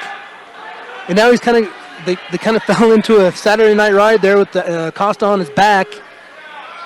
For sure 3 there. That's pretty tight if he can come over with the half, which he's doing right now. But Alzar's doing a pretty good job of keeping his elbow underneath him, which keeps his shoulder blade off the mat.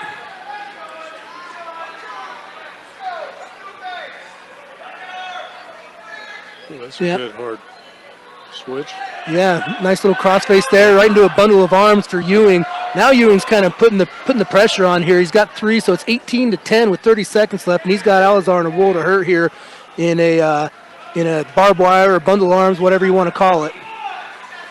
But Acosta wiggles way out of it. He's going to give up 3 here, so it'll be 21-10. And we got a stoppage. I'm not sure. We got blood time. Blood time for Alazar.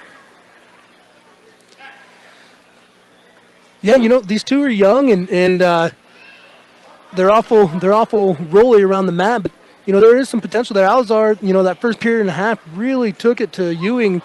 I thought he pushed the pace and he was the aggressor in the match, just kind of falling over, giving up points, and those points are coming back to hurt him a little bit here. He as he's down 21-10 here with not a lot of time left, so it's going to be a tall order. He's going to have to pop up and get crazy here and just try something, high flyer, headlock, something that's going to be big rewards, high risk. I don't think he can come back points wise. He's going to have to go for a fall here in the last however much time's left, 50 seconds or whatever it is. But for JVs, this is quite a battle. That's a high scoring affair here.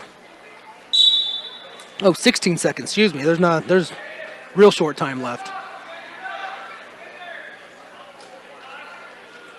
Get that little leg right there. Yep, good job by Ewing, just kind of picking up that leg, keeping pressure forward. Acosta kind of popping out there, but the period's going to end that way, so. 21-10. Huh? 21-10, Ewing over Acosta. So the one JV match of the night here. Okay. I like those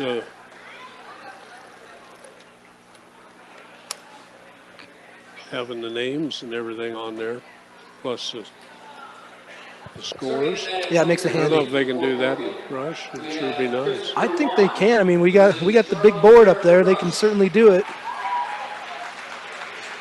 Now the two teams are lined up from each other doing the announcements here.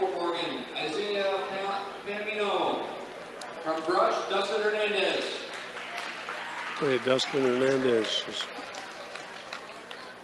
And 126 for going to do it 120 pounds against Colonel Palmer, I think it is, but we'll have to double check. 132, Austin Hall from Fort Morgan. Nick Fernandez. 132, Dardanus versus Hall. Dardanus from Brush, Hall, Fort Morgan, 138. Fort Morgan. Marcellus Messias. Marcellus Messias versus Levi Cox of Brush. 144 from Fort Morgan. Jeremiah Mills versus Stanford. This should be a good match. This is an intriguing match. Jeremiah Mills is a freshman ranked 8th or 9th, and And Tanner's a senior, returning placer, ranked 7th, so that should be a good match. And same thing, in 150 is Ashton Meeks, ranked number 8 in the state. Wiley Eichers ranked number 9 in the state.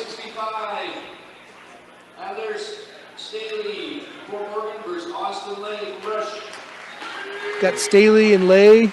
Staley from Fort Morgan, Lay from Brush, ranked number 3. Wow. This would be a good match. Noah Geary's ranked number 9 versus Richie Bruno, number 1.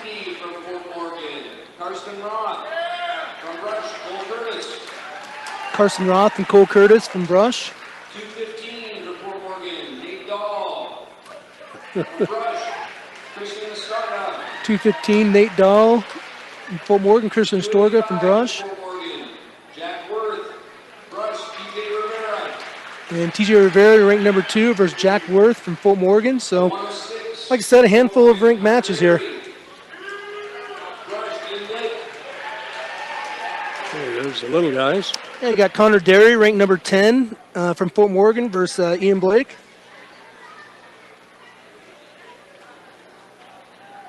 Here come the captains, a lot of them. Yeah, I think that's the 4 seniors from Brush there.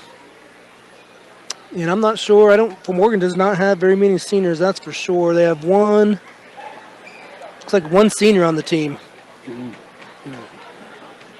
Excuse me, 2 seniors, Nate Dahl and Carson Roth. Okay, we're about ready to kick this. We've only got 2 more deals. Yeah. Okay. Well, the next duel should go fast because there's a lot of open weights. Okay. Rudy's Tires, 9 locations across northeastern Colorado and Nebraska. Means there's always a location close by. Rudy's Tires brings you to 1010 preps and every weekday. Visit rudystires.com for more. Rudy's Tires. Okay. Charles Rivera here at 113 going against Christopher Yon. What? Oh, what a throw, and we've beaten in deep trouble. Yeah, Christopher Wan's a good wrestler. He's, like I said, he's ranked 8th at 113 as a sophomore, so lots of experience. I think he either placed at that Florence tournament or got real close, and he gets the fall there in 21 seconds over Charles Rivera, just overmatched. Thank you to Avery Lefevre for getting me water. That's good. So, what was the time on that one? 21. 21. Yeah, like I said, just overmatched. We saw that in the last match from Charles Rivera. Just looks like he has some talent, but not a lot of mat time. So we're at 120. Isaiah Pamino from Fort Morgan and Dustin Hernandez from Brush. Yeah, they're underway. Dustin's not very old either. Yeah, Brush doesn't have their classes on here. I don't know how old he is. It looks like he's pretty well put together if he's young.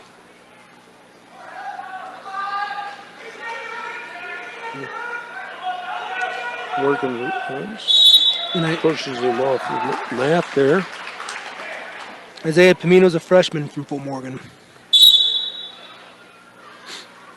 Fort Morgan has a real young team, and I'm excited to get Coach Corrales up here to talk about him, all the coaches for that matter. But I'd like to have Coach Corrales talk about his young team and all these freshmen that he has ranked, and that 8th grade class they got coming up. I think there's good things happening in Fort Morgan over the next couple of years. That's exciting for Morgan County.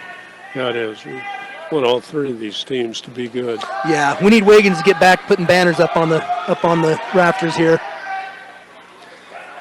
And Pamino's in on a real nice low single, kind of sat through on the edge of the mat. Now they both have a leg on each other and scramble out of bounds there. No score, but it was no a pretty score. good Nice scramble. Yeah, nice little scramble. Good shot. Good good reaction by Hernandez and scrambled out of bounds. Didn't give up a plenty of points there when he easily could have.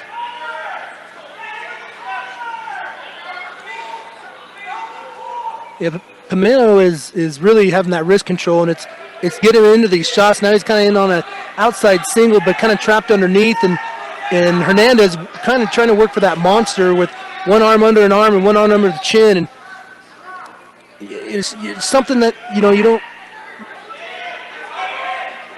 I'll finish my thought here in a second as they kind of go out of bounds here. Now Hernandez is in on a single out of bounds. They kind of working back in now. If he can pick that up and push him through, which he does, and he get the two. But what I was going to say, he's in on that monster, and you got one arm under and one arm under the chin, and it's a great move in junior high and pee-wees, but at high school at the higher levels, it's just not going to work as often. It can work, obviously, if you set it up the right way, but if that's what you're angling to go for, I'd rather see some single legs, double legs, stick to the basics there. It works at any level. Wow. First period's over, and there's been a lot of wrestling. Yeah, and 0-0, lots of scrambles.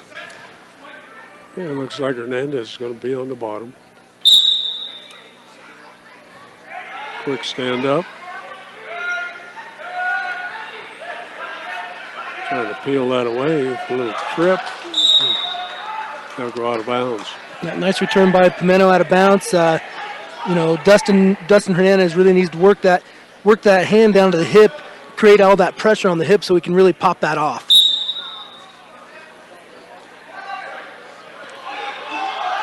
Nice little setup by Hernandez. Just didn't clear his arm, so it wasn't allowed to kind of come around. And same thing again. Just he's hitting a nice little sit out, nice little switch. Finally gets a stand up there, but needs to clear his arm a little sooner to allow himself to pull himself through. But regardless, 1-0 Hernandez with the escape with 1:20 left in the second period. And Hernandez shoots him out of bounds and actually initiates a stall call on the Morgan on Pimento. So stall warning on Pimento. They go back to the center and after it again. This time around, Hernandez doing a much better job of controlling the tie as Pimento in kind of on a half shot. And he's got that monster, and this time it's going to work. Going for the pin. Hernandez has got him on his back. They can hold him. And that's tight. Picks up the head. Good job by Hernandez. If you're going to do the monster, you better throw it hard and you better run through it. And he did both of those things. And then he finished by picking up the neck and putting those shoulders flat on the ground. So good job by Dustin Hernandez picking up the fall in, what would that be, 307. 307? 307. Okay, 6-6 on the team side. So we'll have, let's see. Have Elias Barraza for Brush and Darius Messias from Fort Morgan. Okay, we're underway there. Got a takedown for Elias. He's got to wrestle with Nick Dardanis. That's got to help him. Yeah. Yeah, and there's a bunch of these Marcellus kids, 3 that I'm seeing that are all freshmen. That's crazy if they're triplets. Oh, okay. Got the legs in there. Yeah, I did not see how that takedown happened, I guess. But, yeah, he's got the legs in and doing a pretty good job. Needs to keep those hips up. His hips are on the mat, so now he's got those hips up and he's really pressuring forward with that leg. Kind of working on rolling those wrists under, working for a half or working for an arm bar, whatever's going to present itself. Now he's got that half and a far wrist. I like this. Needs to get out there and run it if he's going to run it. Kind of relocates it. But he's staying behind him instead of getting out on the side. Oh, but he comes through with the far side suicide cradle, and he's going to pick up some points on this. He's got the knee in the side, head in the temple, and that's got tight, and he's going to get the fall. Wow. Right as Messias was kicking out, the ref gave him the fall in a minute and 1 second in the first period for Eli Barraza. Good job by Eli getting that fall for Brush here. Another pin for the Beat Digger. At 132 for Fort Morgan, Austin Hall. 12 for the Diggers, 6 for the Mustangs. Yeah, now we got Austin Hall, freshman from Fort Morgan, against number 1 ranked wrestler in the state. Nick Dardanis coming off a second place finish at top of the Rockies in a championship at Florence. So tough ask for a freshman to come out against one of the better wrestlers in the state. But we'll He's see what only a happens here. He's a junior this. No, he is. He's a junior this year. Is he a junior? Yeah, he took fourth as a freshman, second as a sophomore, and this year would be his junior year. So you got a better memory than me. Well, you know, I coached football for a long time, so I remember coaching these boys when they were young. Oh, okay. Gotcha. And it helps having a daughter in high school, so. Yeah, I'm excited to watch Nick this year. I have not got to watch him wrestle as he kind of pops that head and gets in on a near side single leg there, just a little high crotch. Hall's doing a decent job of trying to defend it with a little whizzer and a crossface here. But Nick kind of cuts it back the other way into two. Wow. Yeah, Ray gave him two there, and now it's definitely two because now he's behind him, got full control. But nice shot by Nick. Good job adjusting to what pressure Austin was giving him here. Austin put a pretty good battle there on that. Yeah, he did. It was good for him. Dardanus working that near side elbow for a while. He's got him broken down flat. Yeah, he's got that arm on that back now. That spells a lot of trouble here for Austin if he's going to sit here. He really needs to scoot forward and try to get that arm back off his back because Nick's a hammer on top. That's probably where he's best at is being on top. So he's got that arm trapped on his back now. He's kind of going for a half. Now he's switched off that arm and going for a power half. I'd rather see Nick reach across for a wrist and a half. Now he's reaching across the wrist, and that's going to be real tight if he gets settled in, which he is. He's getting back points here, and Austin's in world trouble, and the fall happens with 3 seconds left in the period here. So, minute 57 on the fall for Nick Dardanus over Austin Hall. 18-6 on the team score. Now we'll get Levi Cox going against Marcellus.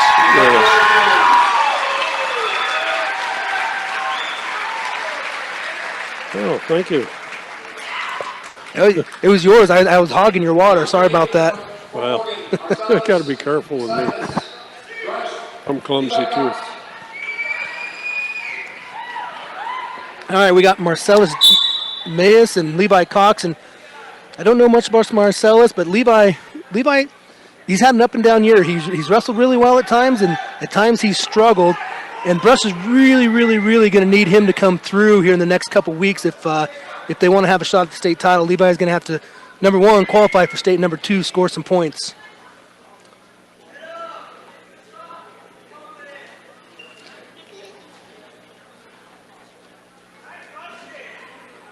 He's doing a good job up on his feet. He's creating a lot of motion, trying to create an angle.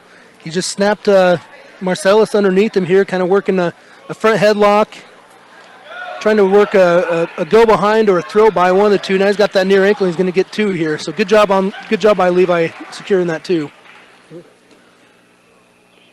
He worked that really well. Yeah, he did. Yeah, he set up his offense well, created an angle, and when the shot wasn't there, he created a good snap down. And now he kind of just lets Marcellus up, and we'll go again 2-1 with a minute left in the first period. Yeah, when Levi's on, when he's wrestling, when he knows he can beat someone, you can just see the way he moves is different than when he knows, if he has someone that he thinks might be a tougher matchup, he just moves so much better, and he's really got to get consistent with that, moving forward. He's a tough wrestler. He knows what he's doing. He just needs to trust himself. Great double leg by Levi right into how he kind of went into a bear hug and kind of bear hugged him back down and over. So 4-1 for Cox over Macias with about 15 seconds left in the first period.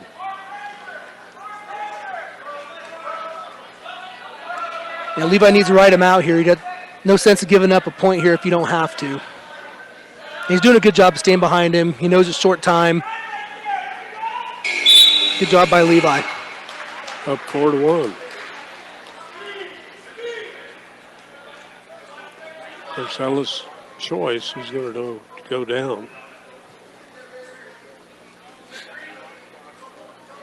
See if Levi can get some action working on top here. Start maybe working some falls. See if we can get it wear down here. Get Marcellus wore down a little bit where we can open some stuff up. Work some of his tilts and stuff that he's so good at.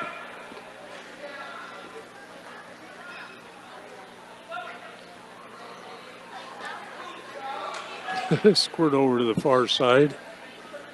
Yeah, a lot of pressure forward caused Marcellus just kind of scoot out, and they're going to find themselves on the edge of the mat and come back to do it again.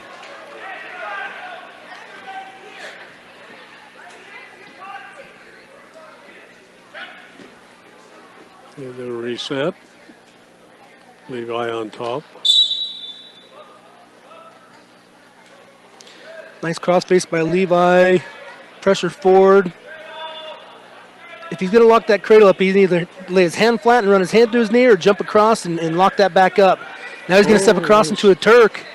Oh, he's got the Turk now. That's good. Good job by Levi. He needs to work up and pressure that shoulder forward to expose the back to the 45, and he's working for it. But I don't think he has that crossface quite tight enough. Now he does. Now he's grabbing that leg, working that leg towards the telephone Turk, which he has. And now he's right at 45. It's kind of iffy. Ray counted off one, but he didn't give him any more, so he's still working towards it. But he's still in great position, still in between that leg, got that Turk going. He just needs to get that crossface tied up a little bit tighter. Didn't get a count on that Nope, one either. No count. Good job by Macias on fighting that off. That was pretty tight there for a second.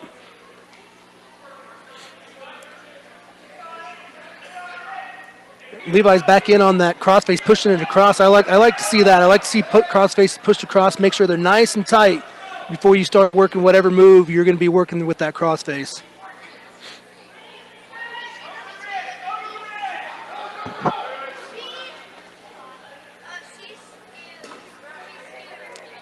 Levi trying to get that half in there, but yeah, now he's just kind of working that 2-on-1. You know, Marcellus just not giving up much. Again, I bet these two have wrestled sometime junior high, and with Levi being a junior and Marcellus being a freshman, just a little bit of experience difference and not wanting to get yourself in bad position, so it leads you to kind of sitting there until you can feel something different by Levi, and Levi did a good job of not exposing himself. So go to in third period, it's 4-1, Levi Cox over Marcellus Myers, and Levi is in the down position. Hits a stand-up, locked hands, and it's going to be called. ooh. Yeah, I didn't think he was quite in the, we could see it better than the official, but he caught it. It's good job by the official. I usually don't say they're real good, but most of them are. Actually, I was just talking with some of the officials before this. 6 area officials got selected for the state tournament this year, so I think that's half of the area officials were selected for the state tournament this year. So pretty good job of officiating out here. Yeah, Marcellus lets Levi up. So Levi's up 6-1 now. Ooh, Levi did a good job of clearing the arms, and that double leg was open, but he faked the shot instead of committing to it.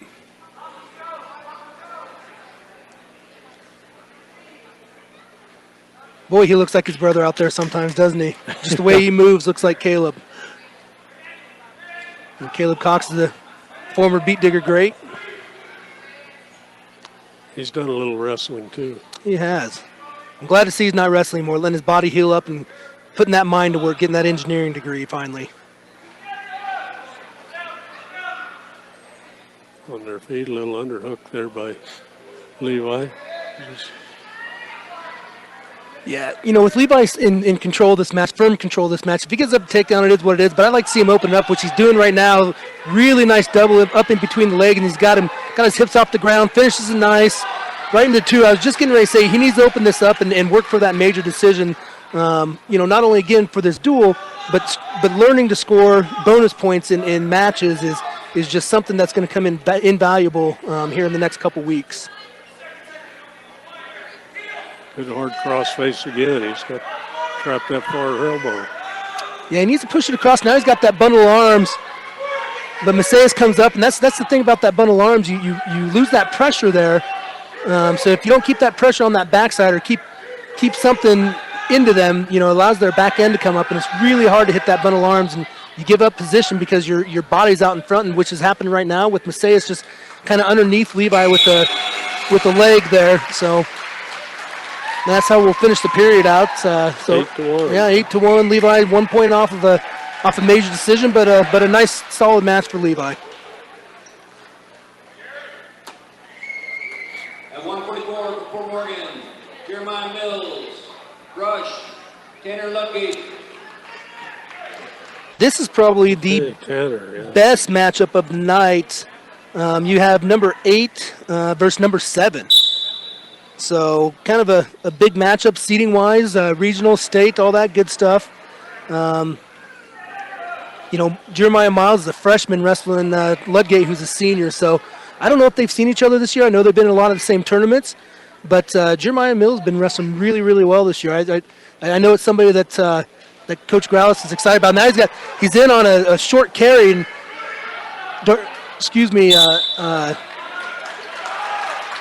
Ludgate does a nice job of not getting tilted in that short carry, so we're going to come back to the center after they go out of bounds.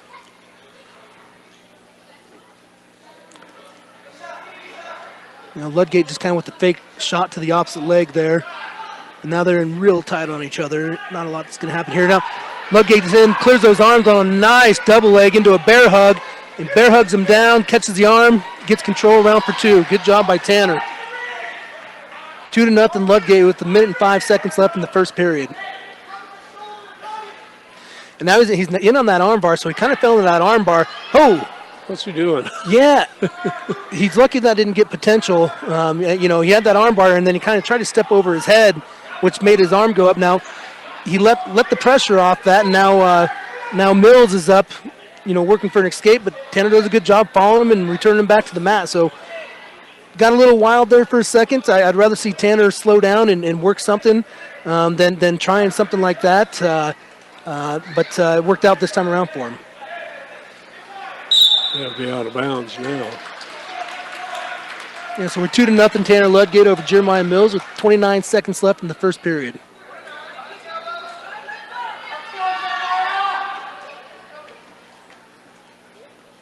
So they'll restart.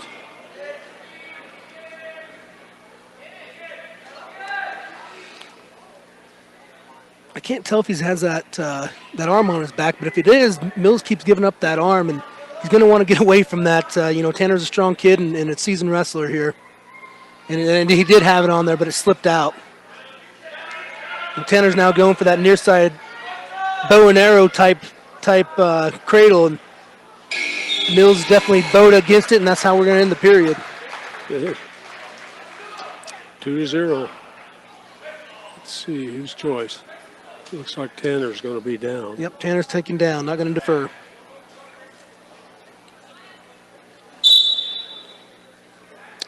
No first moves by either one of them. They both kind of sat there just waiting for the other one to make a move. Mills kind of half has a leg in. Now he cross faces Tanner. Man, that was dangerous there for a second, but Tanner did a good job of fighting through that cross face and leg whip there.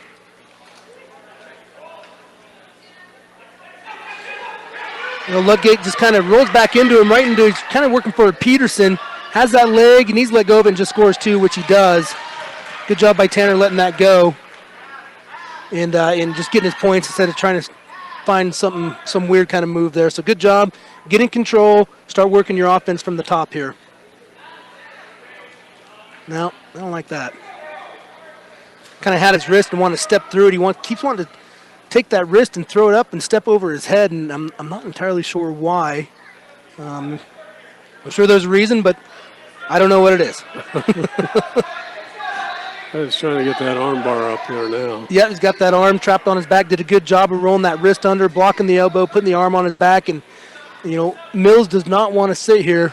Tanner's working that far side, trying to get up underneath that armpit. If he can get that arm locked up, that's going to get real tight.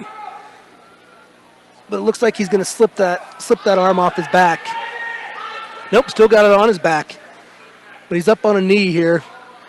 Tanner needs just to settle in.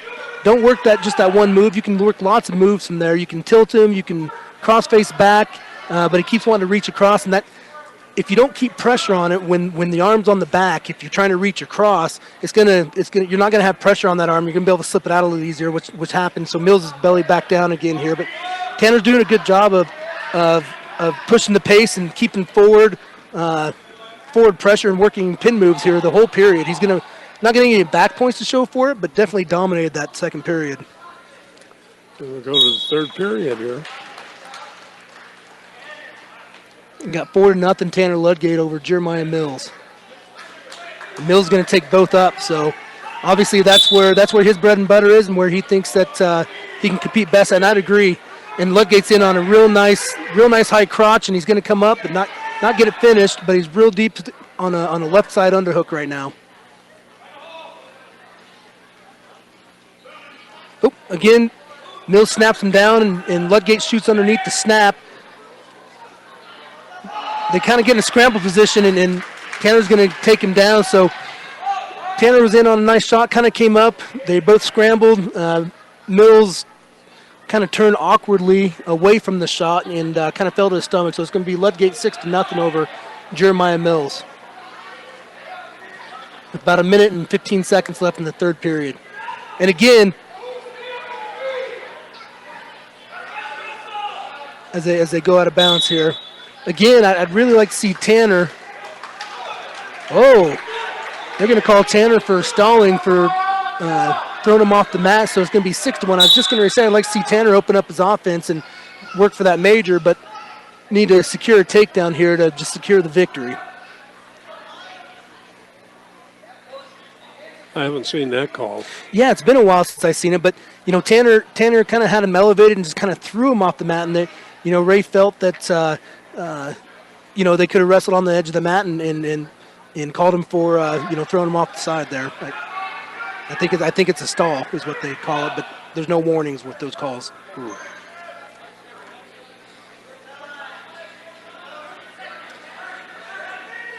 Both kind of just face to face and forehead to forehead, and if Mills wants to get into this match, he's going to have to open up a little bit, which is going to expose him, and Tanner's just got to be ready because it's going to come at some point, or it should come at some point anyways. Being down 6-1, you're one move away from tying this thing up, and I think that he really likes those short sits. He keeps working those firemen to short sit, but Tanner's doing a pretty good job of not getting in deep. Not getting those arms trapped in deep, and that's where we're going to end. So right in that short tilt. 6-1. Yeah, and that's a good match for both those kids. Like I said, they're ranked 7th and 8th in the state, so that's a really good barometer for the both of them. They're both going to be fighting for a podium spot, and Brush is really going to need Tanner to place in that top 4, top 5 area. Score some points there at state for the Beat Diggers. Well, we're going to come up at 150 pounds. Percy Odell against Austin Meeks. Ashton Meeks is what I have, a junior ranked number 8.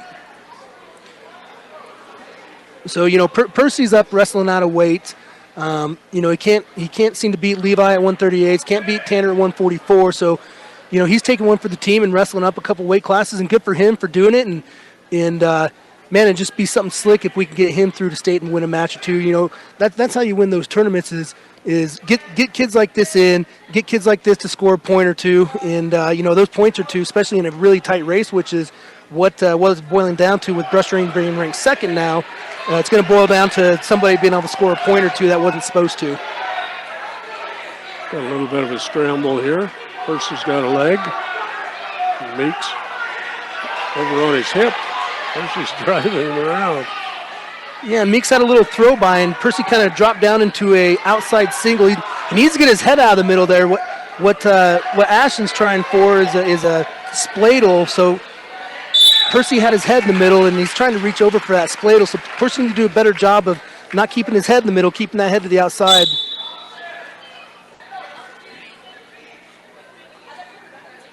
But good job by Percy, because that was dangerous there for a second or two. He was on his hip and was able to scramble out of it for no points.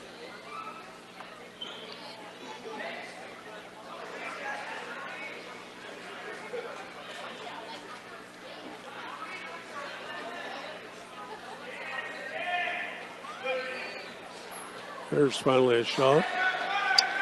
Yeah, Meeks in on a just a little outside single, has Percy's leg up in the air. Percy needs to whizzer a little harder and pressure down on his head if he can. He's got short time, about 15 seconds left in the period. Don't want to give up points here if you don't have to.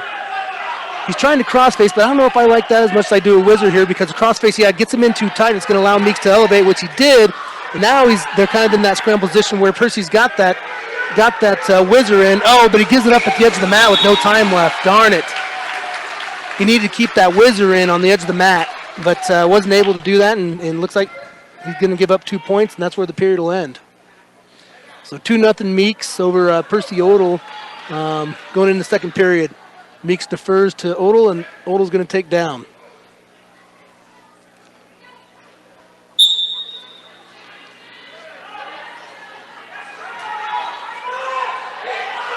And off the whistle, Percy just kind of sat, and Meeks spiraled, was able to get a leg in, then brought the other leg over the top, and he's got Percy stretched out pretty good. Lots of pressure forward on this.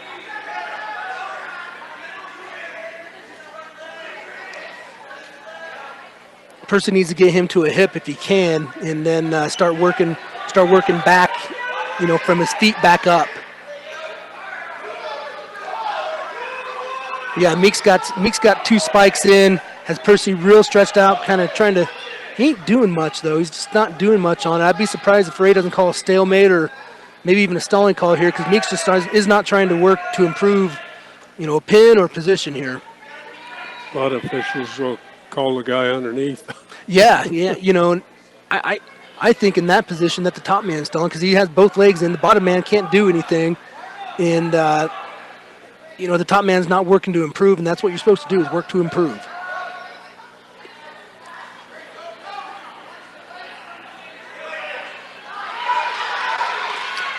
Good job by Percy separating the hips and getting a stand up here. Now they're in a little wizard scramble, both on their feet. No loss of control yet, but Percy's really wrenching down on that wizard. Needs to create separation from his hips before they go out of balance here. And he's not. I don't think he's going to get it done here, but good job by Percy. Oh, and he did get away. Wow, right on the edge of the mat. Good job by Percy. Got short time here, so 2-1 Ashton Meeks over Percy Odell with 20 seconds left in the second period. Percy's wrestling tough. This is the number 8 wrestler in the state. Good job by Percy so far. Oh, nice little head pop by Meeks. Little straight jab there, I think. Yeah, I'm not sure that's not. That was. Oh well, Percy's going to give him a. Yeah. Oh, shot good. too. Percy pops his head and in for a double leg, and he's trying to drive him right off the mat to end the period. Good job by Percy though. Really hung tough in that period. Cool. So we're going to go 2-1 going in the third period, and Meeks takes neutral. So I don't know about that, because he rolled out Odell for a long time here in that second period. Odell did get away on the edge of the mat, but Percy had some really good shots from the neutral position here. So takedown puts him ahead. Oh, Meeks is kind of complaining to the ref here, and Percy's in on a shot, but Meeks catches him in that monster and right over. Percy's in a world of hurt here. And works to the fall there, so that's a 436 fall for Ashton Meeks over Percy Odell, and kind of a weird sequence of events. There, and the Brush coach is going to get hit with a technical violation and lose a point, I believe. Something must have been said between the ref and the coach, but it was kind of an odd sequence there. Meeks popped Percy, Percy popped him back, and Meeks kind of was complaining to the ref, and while he's complaining to the ref, Percy shot in and left his arms out and was caught in that monster, and Coach Cox must have, I doubt that he's happy about it, but he must have said something to Ray, because they definitely got a penalty point on the coach there. Yeah, I thought those were supposed to be penalties quite a few years ago. Yeah. So here we have Wiley Eicher at 157 versus Ben Fritzler, and I believe Wiley is ranked in the top handful here. Yeah, right. Wiley is ranked number 9 in the state. And Wiley's an up-and-down wrestler. He can wrestle great sometimes, and sometimes it's not so great. So I'd like to see Wiley get a lot more consistent.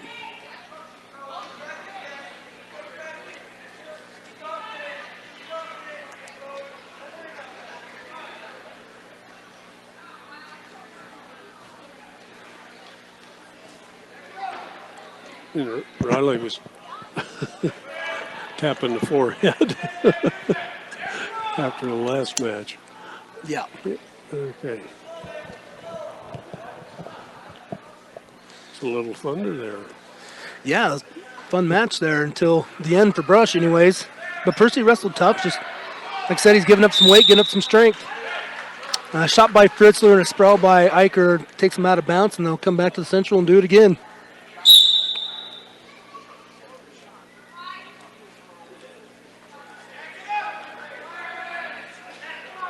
What grade is Fritzler? You know? Yeah, I do. He's a sophomore. Okay. And Eicher is a senior. Ooh, Wiley's going for that monster now. But Fritzler's doing a good job of keeping that wizard in. Then he kind of pops over the top, and Wiley catches Fritzler on his back. I don't think he's going to get any back points out of this, though. And Not yet. so he gets 2 for the reversal or takedown, but no back points. Now Wiley's got a leg in, he's got a power half, he needs to finish on top and punch that arm through. He's got Fritzler's arm up, but now Fritzler gets it back down now, and we're going to have short time, 10 seconds left in the first period.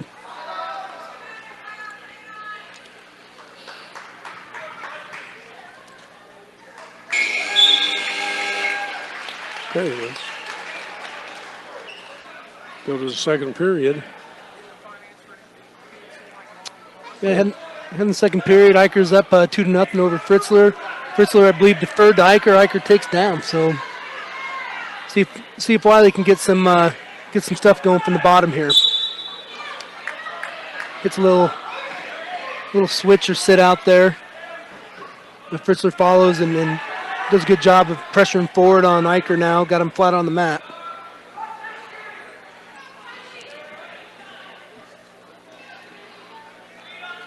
Yeah, Fritzler's just hip to hip here. Got wrist control, but just really not working to improve here. Be surprised if he doesn't improve from here. I'll be surprised if he doesn't get called for stalling. Now he's kind of working a cross face. And Wiley kind of bases up out of that, and they're just kind of both balled up. The coaches are calling for him, and I agree to kind of hip heist out of that because Fritzler was so far on the side that all he needed to do was hip heist out. But I don't know, something's going on here. Wiley's got his leg hooked up, but there's nothing wrong with that on the bottom. He's saying he's scissoring the leg, but I don't think there's anything wrong with that. But Wiley's in trouble here. He's got an arm bar on him here.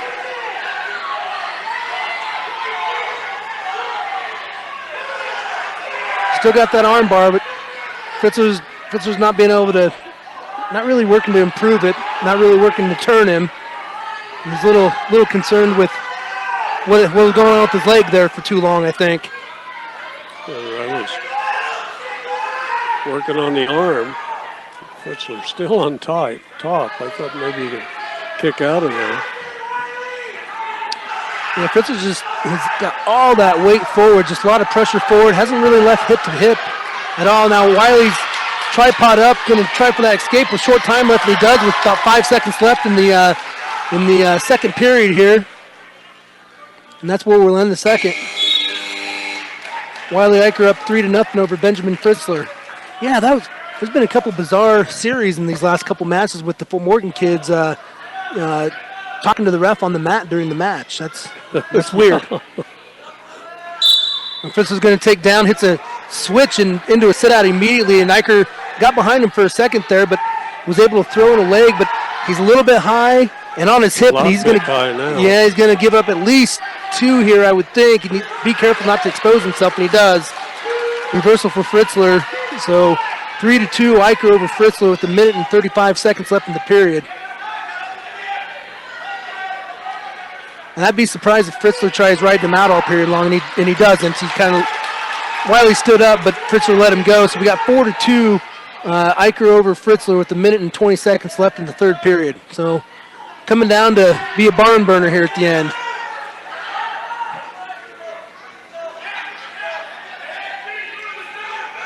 Yeah, both wrestlers not really willing to open up, and Fritzler kind of hits a half-hearted outside single, but ends up with it, and he's got Eicher up, got Eicher's leg up. Eicher he's trying to cross face. He needs to whizzer that thing hard, but he's kind of pulling him into him instead of pushing away and whizzer, and now he's trying to push to go out of bounds, and he does do it. So they're going to come back to the center and start again with 53 seconds left. Again, Eicher up 4-2.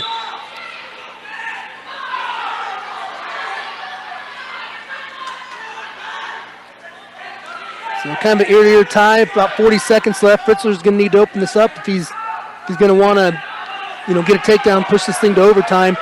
Eicher needs to circle and not just sit because they're going to call him for stalling because, you can't just sit when you're on that lead by 2. So needs to circle, needs to do some shots, needs to move a little bit, cannot back up like he's doing now. Now Fritzler's in on a little single leg. Wiley's got a little cow catcher on him, and he catches him out of bounds. And they gave Wiley 2 for that out of bounds. Wow, I didn't know if he had control or not. It was close. Yeah, worked out for Brush. So it'd be 6-2 Eicher with 16 seconds left. He's going to load him from the right side this time. Fritzler hits a little Granby roll, gets Eicher up on his hip. Eicher sticks a leg in. So real short time here. Riley just needs to settle in, not do anything silly. Stay put. 1 second, and that's how we'll end. 6-2 for the B-Diggers. Exciting match. Wiley Eicher over Ben Fritzler, 6-2.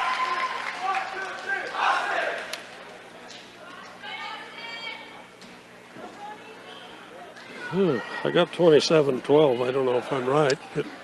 I don't know. I tried bringing up track wrestling. It's not on track wrestling, so I'm not entirely sure. Okay.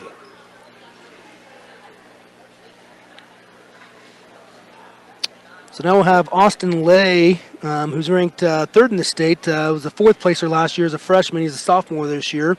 Against, looks like Asler Stanley, a freshman from Fort Morgan.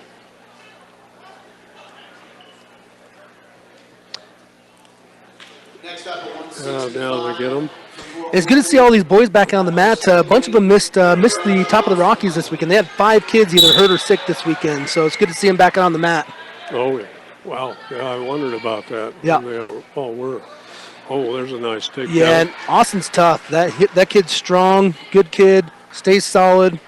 Nice little outside single, right into it, putting legs in with the crossbody ride there, and he has that claw ride that he tilted him over, and he's going to get the 3 here, so it's going to be 5-0. 30 seconds into the period. Now he's got a half in. That's got real tight here. And he's got that wrist in half, and it got real tight, and that's a pin in 30 seconds for Austin Lay over, it's not Asler, it's Adler Stanley. Adler Stanley. Yeah, Adler. Wow. Okay. So here again, this is another great matchup here. You got Richie Bruno, ranked number 1 in the state, versus Noah Gary, who's ranked number 7. So Bruno's fought a little injury bug this year, but has wrestled really, really well. I have not been able to watch Gary wrestle, but I know he's been placing in some of these bigger tournaments, so it should be a nice little barometer for both of them.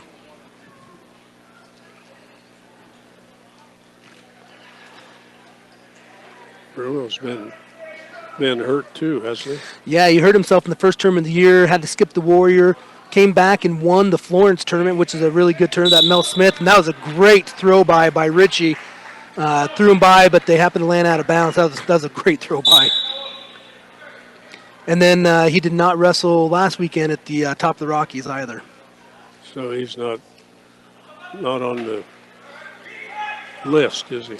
Yeah, it doesn't sound that way. If he's healthy, he'll be up there under. Oh no! About Is he? 4. Yeah, no, he's ranked number 1. Well, no, number 1. Yeah, he's okay. ranked number 1 right now. He beat the number 1 ranked wrestler at the Mel Smith, and I don't know if he was sick or hurt last week, but either way, he did not wrestle. So it's good to see him back out there. They kept him up there then. Yep.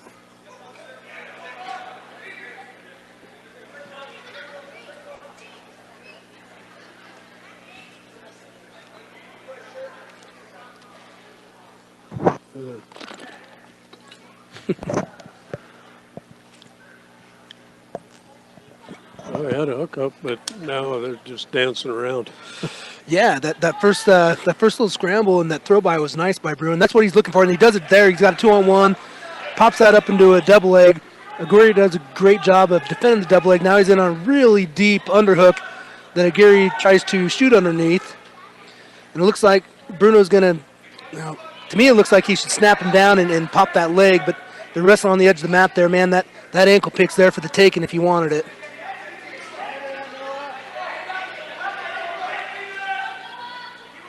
Bruno's going to shoot him off the mat here. 9 seconds left in the first period, no score.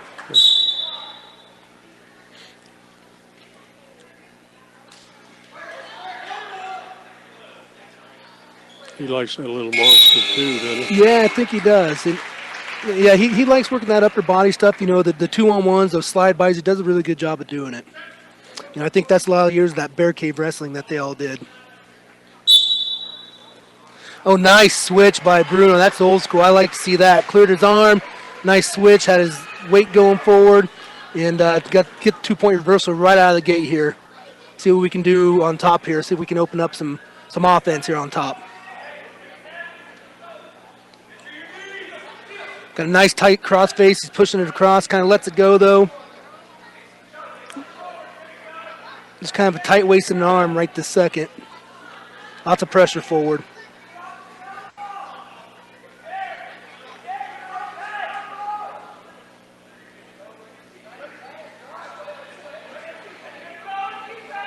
Trying to get that arm bar in there. Oh, he's Yeah, jacked him up with it. Yeah, he hit that tilt and kind of stacked him over the top instead of coming to the side. That's why he was able to roll through there. But now he's got a real nice crossface. But Gary does a good job of coming up to his knees and making Bruno get behind him to break him back down flat on the mat again. That's one thing I like about Bruno. He doesn't like to work with a lot of pinholds from the knees, and I like that kind of wrestling because I think it establishes control, and you don't get in a lot of trouble. If you have control of the guy before you try to turn him. I like the way that wrestling looks, and it works. It was a good crossface. But he didn't finish it out there. No, still 2-0 Bruno, 30 seconds left in the second period. He's working that crossbody tilt back right out of bounds. So, gosh darn, I didn't think they were out of bounds because most of their body was in. I thought that they let them wrestle that nowadays. His feet came off the ground, I guess, or off the mat, excuse me.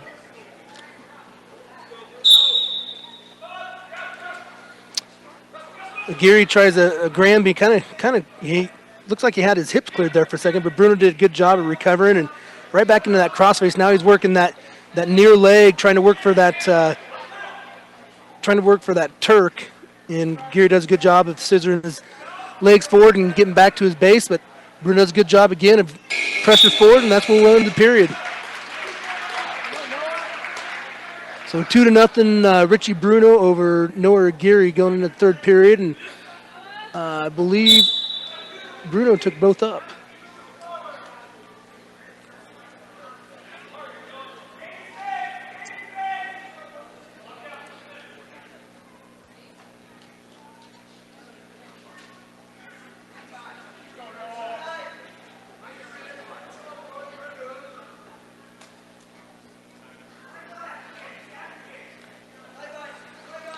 Little snap down attempt. Yeah, not a lot of action in the first 30 seconds here in the third period. Gary's going to have to open it up a little bit. Bruno's just so solid. Now he's in on a double leg and in between his legs and kind of dumps him through. And Gary's about to be in big trouble because he got him kind of stacked up and he's giving up back points. And if he's not careful, he's going to give a fall, and he does kick through it, but he gives up 2 back points. So two takedown, 2 back points for Bruno to put him up 6-0 with 1:05 left in the third period. And now he can go ahead and work for this major or more. And he does. He has a cross cradle locked up, but he lets it go. He got a little high there. And good for him recognizing that and pushing back and letting it go before he got himself into trouble. Good, solid start, smart wrestling. Now he's working that arm bar. Richie's doing a really good job of keeping pressure on. Now he's working the tilt from the arm bar, and he's going to get points out of this, no doubt about it. How many is the question? And there's a 5 count. He's going to let it go. So it'll be 9-0 with 30 seconds left. So he's got that major secured. And now he can work towards a tech fall or a fall. So that's good for Richie getting this secured, and can open this up a little bit if he can.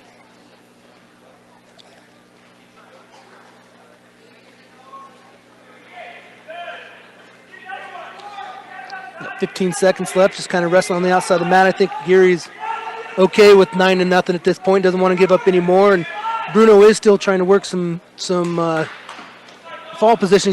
He's got an arm bar in if he can walk it to his head. But Gary's going to kind of ball up and not allow him to do it. And I see Richie's frustrated, but sometimes that happens. The kid doesn't want to give up any more points than he has to, and he balled up and turned away, and that's okay. So good job by Richie getting the major decision over Gary. So again, that was a ranked match. Good job by both of them. Coming off of being out. Yeah, and good. yet he doesn't. Most kids at this point have 30 matches, 35 matches. I would assume Bruno has maybe 15, 20 if I had to take a guess. Okay, Cole Curtis going against Carson Roth. Huh?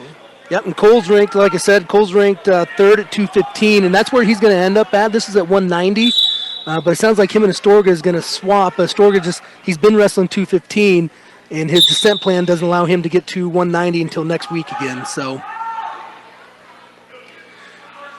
but Cole's a big, strong kid, and he's senior on the team, so he just needs to keep his head together and wrestle smart. That's always been Cole's downfall a little bit, is he gets himself in weird positions. So if he can wrestle solid, keep himself in good position, the sky's the limit for him.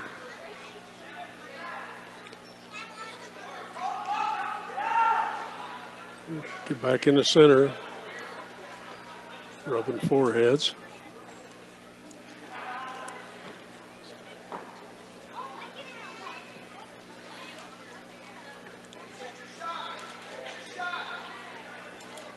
Yeah, Cole needs to set up a shot, needs to open up his offense. I know I just heard Coach Cox yell, set up your shot, and I agree. In this kind of match, when you're the third-ranked kid in the States, obviously this duel's put away, but it'd be nice to see Cole open up and work something, but he gives up a takedown on the edge of the mat there. I agree with Coach Cox. He's not happy about that. It's just something you can't do, especially against, better kids. You can't give up those 2 points at the edge of the mat like that. Yeah.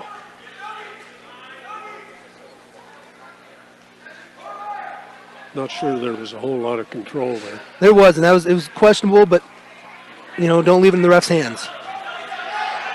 Good Granby by Cole. Now he's got Roth in all kinds of trouble, because if he can wiggle out there, he just needs to crossface and not come across like he was doing. But he was in between his legs. If he could have finished forward, right to Roth's back, but got the two nonetheless. So 2-2, 20 seconds left in the the first period. Cole's trying to set up a tilt here. He's trying to lock that arm up tight, but I don't think he's going to be able to get it done here in the next 5 seconds. Boy, he's raking that crossface back and forth on his face. Okay, we're only starting the second period. Yep, it'd be 2-2 going into the second period, and Roth's going to defer to Cole Curtis, and Cole's going to choose down.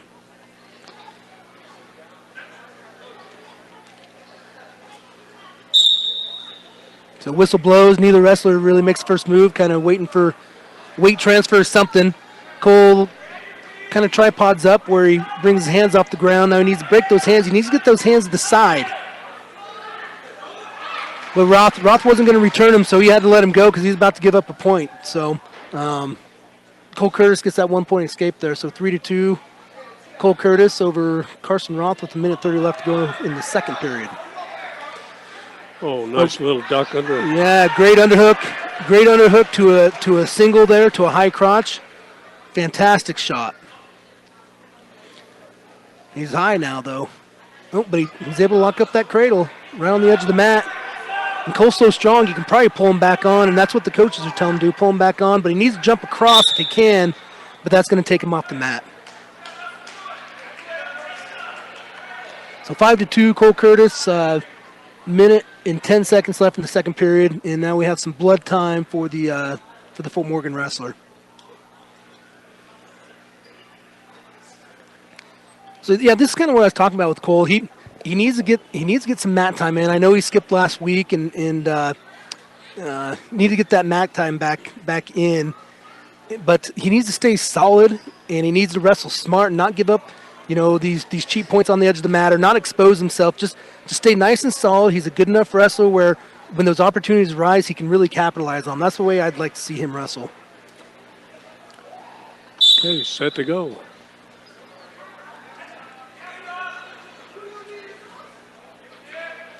Throws the leg in there. Right there on the Tiger with the white colors. Oh, there's a little Turk. And we're getting some back points here. Carson Roth is on his back there.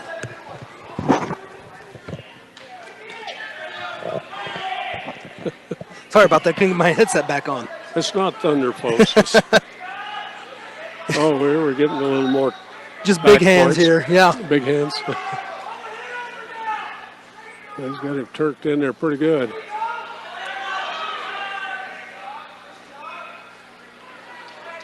Three-point near fall and go up 11-2.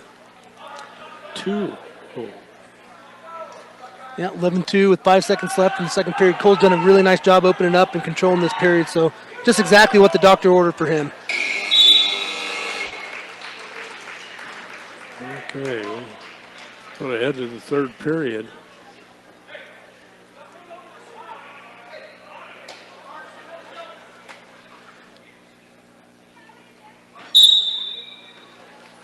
Cole looking over these coaches. Now he's ready to go. Yeah, and Roth chews both up heading into the third period, so probably a good move because Cole's dominated him on top and bottom, so give neutral a try here, and he has got a takedown on Cole, so. Oh, another great duck under to a single, and Cole's going to let him up, so it's going to be 13-3. In on another single, 2 more, so 15-3. He's going to let him back up, so he's going to go for the tech fall here. Hits another single into a half. Going for the pin. Going for the pin. Good job by Cole, not just giving up when he could have teched him, and he gets the fall for a brush. That is excellent right there. Good job. That's Coach Lampe used to say, you wear them down, wait, wrestle the whole match, and put them away. No, that was great. That was 3 takedowns in a row, and not satisfied with a tech fall. Got those extra team points again. I'm a big proponent of doing that. Anytime you can learn how to get those extra points in matches, it's going to make a world of difference in February. So good job by Cole. Another victory for the Beat Diggers. And we got Christian Astorga and Nate Dahl.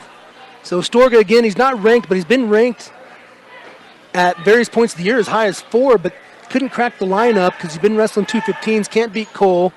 And with Riley Tuck out now, he's going to go back down to 190s. But, we laugh in our office. We have a bunch of wrestlers in BBD and wrestling fans in general, so we're always chit-chatting about wrestling in general. And we just kind of say we don't know how Astorga does it, but all the kid does is win, and he wins at big tournaments. So it's pretty crazy to watch. Oh, nice little trip. Yep. He got himself into trouble in the first match against Pacheco. Those things happen, but he's working that front quarter. He's got that leg locked in. Lets it go.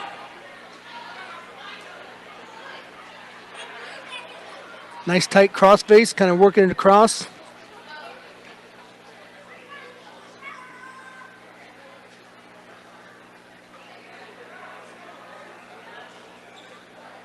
Just about out of bounds on the far side. Yeah.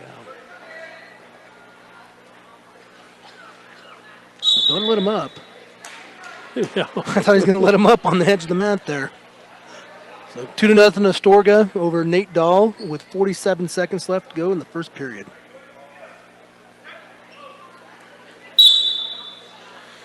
Astorga does cut him this time. He likes to be on his feet. Oh, nice. Works the 2-on-run rush and set that up perfectly. Dahl, the second Dahl put his hand on his shoulder. He was able to put that pressure on. Now he's got that 2-on-1 again. Let's see if he can use it. He lets it go this time. Sets up sets up a shot, shoots from way out, but he's able to get that ankle and get on that low single. He's got Dahl's legs up in the air. He's got his hips up, but Dahl kind of sits through, and they're in a scramble position now. They each got an ankle, but Astorga is going to come out on top of this, I think. He's got a cross face, but yeah, they did award him 2. There we go. So they award him 2. Dahl still got his leg, but the ref thinks that that's good enough for control, and that's a big takedown at the end of the period there. I don't know if it was full control, but I guess good enough, and Astorga is going to go into the second period up 4-1. We'll take a down position here in the second period.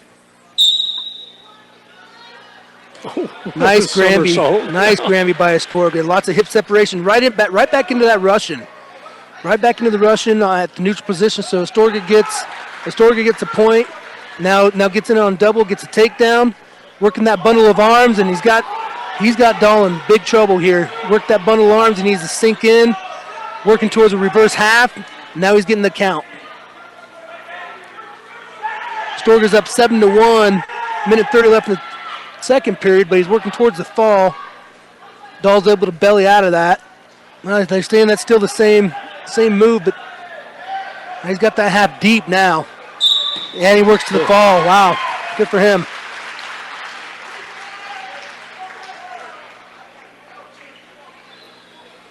Well, So what do we got? 2 minutes and 42 seconds. The fall for 42, Astorga okay. over Nate Dahl. okay. TJ going against Jack Worth. Yeah, same thing here. We need TJ to step up in a big way at state. He's a senior, ranked number 2. He's been ranked 1 all year, but he's taken a couple losses here in the last couple weeks, so need to see some consistency out of him. He's got a little different singlet. Oh, yeah. Some big boys out there. Mm-hmm. Yeah, and Worth's just a freshman.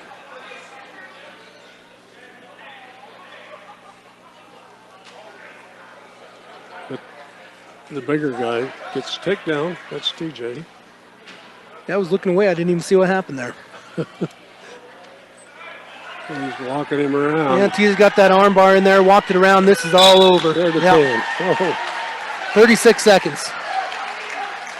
Yeah, anytime a heavyweight gets that arm bar in there and they get him flopped over, there's not a lot the guy on bottom can do. That's 270 pounds on you, and just can't bridge that much. what do we got here? One more. One more. Got That's Connor one. Derry and Ian Blake, I believe. Yep. I'm sure it is. You Yep, know- they're up there. And Connor, again, he's ranked 10th as a freshman, and Ian's interesting. He's a scrappy little guy, and again, if they can squeak him through and win a match or two at state, that'd be phenomenal for Brush. But we'll see how he does here, because Derry's tough. Nice little fireman. Oh, lets it go. Oh, he's still got the knee, but And he lost the still arm. not in trouble. Yeah. Yeah, and he just sucked him down on his hip, and he does. Ian Blake sucks him down on his hip. Now he needs to push back on his butt if he can and pull his head out, but Derry does a good job. Oh, he's going for a spladle. He kind of has a half spladle, half not. Still no control, just a crazy scramble. Now Derry finishes on top, and he's got a deep half. Ian's fighting that off and did fight it off. Good by Ian fighting that half out, because I thought that was deep.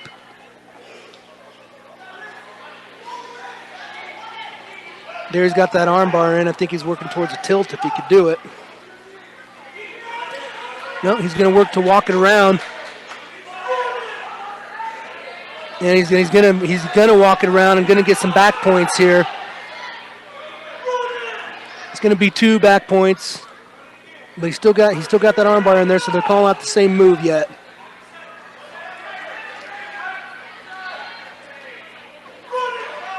And now that's gonna get deep. So for a second there, Ian Blake had him flipped over, but Derry was able to pull back over and then get his back points, and it still, I think, it'll end up being 2, so it'll be 4-0 Derry over Blake. Now he's got him on his back again, and he's got him stuck. So minute 42 into the match, Connor Derry pins Ian Blake. Wow. I got it. 56-18. Oh man, we only got one more match. Yeah. Yeah, Brush pulls that off 56-18. That's a good win for Brush. Good to see everybody back in the lineup. So see if we can get Coach Cox on here to talk about it between matches. Yeah. Well, let's send it back to Rose at KSIR headquarters for some of our sponsors. Of course, which are one of them. Yep, buildings by design. You want to tell them what you want to tell them about this? Oh, we're a general contractor there in Brush, Colorado, but kind of service everywhere, and we're proud to be out of Brush, and we're proud to support all the local teams, and all the Morgan County teams. We have alumni from Brush, we have alumni from Fort Morgan, we have alumni from Wiggins, so we support everything in the county, and I'm proud to be here. So we love it here. Well, that's awesome. That's buildings by design. You want something built right. So, okay, Rose, go ahead and we'll send it back to you on 1010 KSIR. All right, welcome back to KSIR's coverage of the Morgan County Triangle. We got Coach Chad Cox here with us, just come off a couple big victories. Chad, the boys look good. It's good to get everybody back healthy, back going again. I know this is the first time I've been on with you, or ever actually. It's good talking to you. Likewise. So why don't you kind of give us a recap of where you've been, what you've been up to, and what it looks like going forward for you guys. Yep, it is, Florence was the first chance we've had all season to have a full team, 14 kids, and then we were a little match heavy. After, Doc B, we took some of those kids. They had to make a choice at top of the Rockies or this weekend's Patriot League when we were a little banged up. So we only had, I think, 8 kids. We were supposed to have 9 last weekend. So tonight was great. I think it's the first time in a duel we've had 14 kids in a couple of years. So it's nice to have a full team, and we're extremely proud of them. They came ready to go. There's a lot of pride in Morgan County. There's a lot of history, state championships from Morgan in the day, and Wiggins and Brush is trying to climb back up to the top of that. So it was a big night, and the kids wrestled well. There's a couple things we still need to work on. I thought, the Wiggins kids wrestled hard, and so did Fort Morgan. They got a lot of youth, and they've got a lot of good things ahead of them. And right now we're just trying to dial it in and clean up a few things and really put the pedal down. So we got Patriot League coming Friday, Saturday. Mm-hmm. We should have all but one of our starters who wrestled top of the Rockies instead of one of the 4 kids that had to choose between the 2. YB Eicher, so he'll sit that one. And then next week, big one, Eaton and Rez at Eaton. Okay. And the next night, home, our only home duel, just by the way, triangulars work and rotations. So we'll have Parents' Night next Wednesday. Love to see, all the Brush fans. It was a great turnout here tonight. I think we had as many fans on our side as the other one, if not more. No, yeah, it was definitely a great event tonight, and yeah, it's been nice that we were talking with some guys. Apparently, I wasn't around for this. Maybe you remember. Did they wrestle the triangle, the Morgan County duels in the 80s and 90s, and then they kind of stopped? Or I don't remember them ever happening. I remember my senior year in high school, '99 was the first year that it got going back up, and it's been going ever since then. But it's a great event, and I was talking to somebody. It's I really do think that the county teams are coming back. Those few years there in the early 2000s when Wiggins was winning and Morgan was winning, or everybody was competing for state titles. Those made for some really, really crazy duels and crazy environments, and it'd be fun to see that back. So take me back to Florence a little bit, Chad. That's almost like a mini 3A state, and you guys took second there to Cedar Edge. And not walk me through it, but who do you guys? I guess who do you see as your top point scorers, and where can you guys start slipping in to get some points that might be unexpected? Kids slipping in the state. Obviously, Florence is a little different, but I guess just talk about that level of competition and who do you think you can slip into state to maybe score some points? Because I think that's going to be the difference for you guys. Yeah, Florence was a great tournament for us. We took 8 guys to the Warrior. Cedar Edge was there. They're always tough. We've wrestled them in the summertime at camps up at Western. They bring it, and I think center actually and Meeker were ahead of them at the Warrior, but and everything at Florence for them came together. You know, they had an upset with a pin at the very end that, you know, really that match, and you know, in multiple different ways. You know, we could have won that tournament. It was unfortunate we lost our 90-pounder in the first round on a match he was winning, and you know, so a lot of little things, but couldn't have been prouder of those kids there. They battled. That was a good tournament. It really was, and to come away, you know, to get Bruno back in the lineup. You know, he had wrestled at the Valley Viking the week before. That was a great tournament for him to come out and showcase. The kid is a goer. Oh, he is. I love the way he wrestles. It's old school, and I really like the way he stays in control and just really takes a nice methodical approach to matches. And I like watching that wrestling.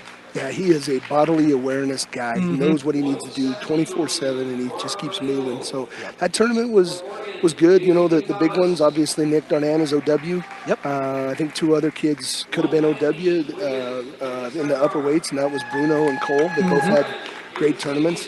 TJ had a good tournament, finishing second, and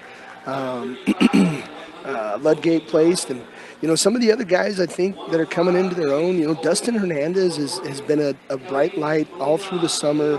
You know, he's just leaned up, and he's absorbed wrestling, and he just continues to grind. I think he's a kid that can surprise some people. I agree. And he looked good tonight. He did, and I think Levi's coming into his own. His biggest hang-up has not been completely committed to his shots and flowing, and so his two matches tonight was the best of his season, and every guy he's run into has been a ranked guy, it seems like.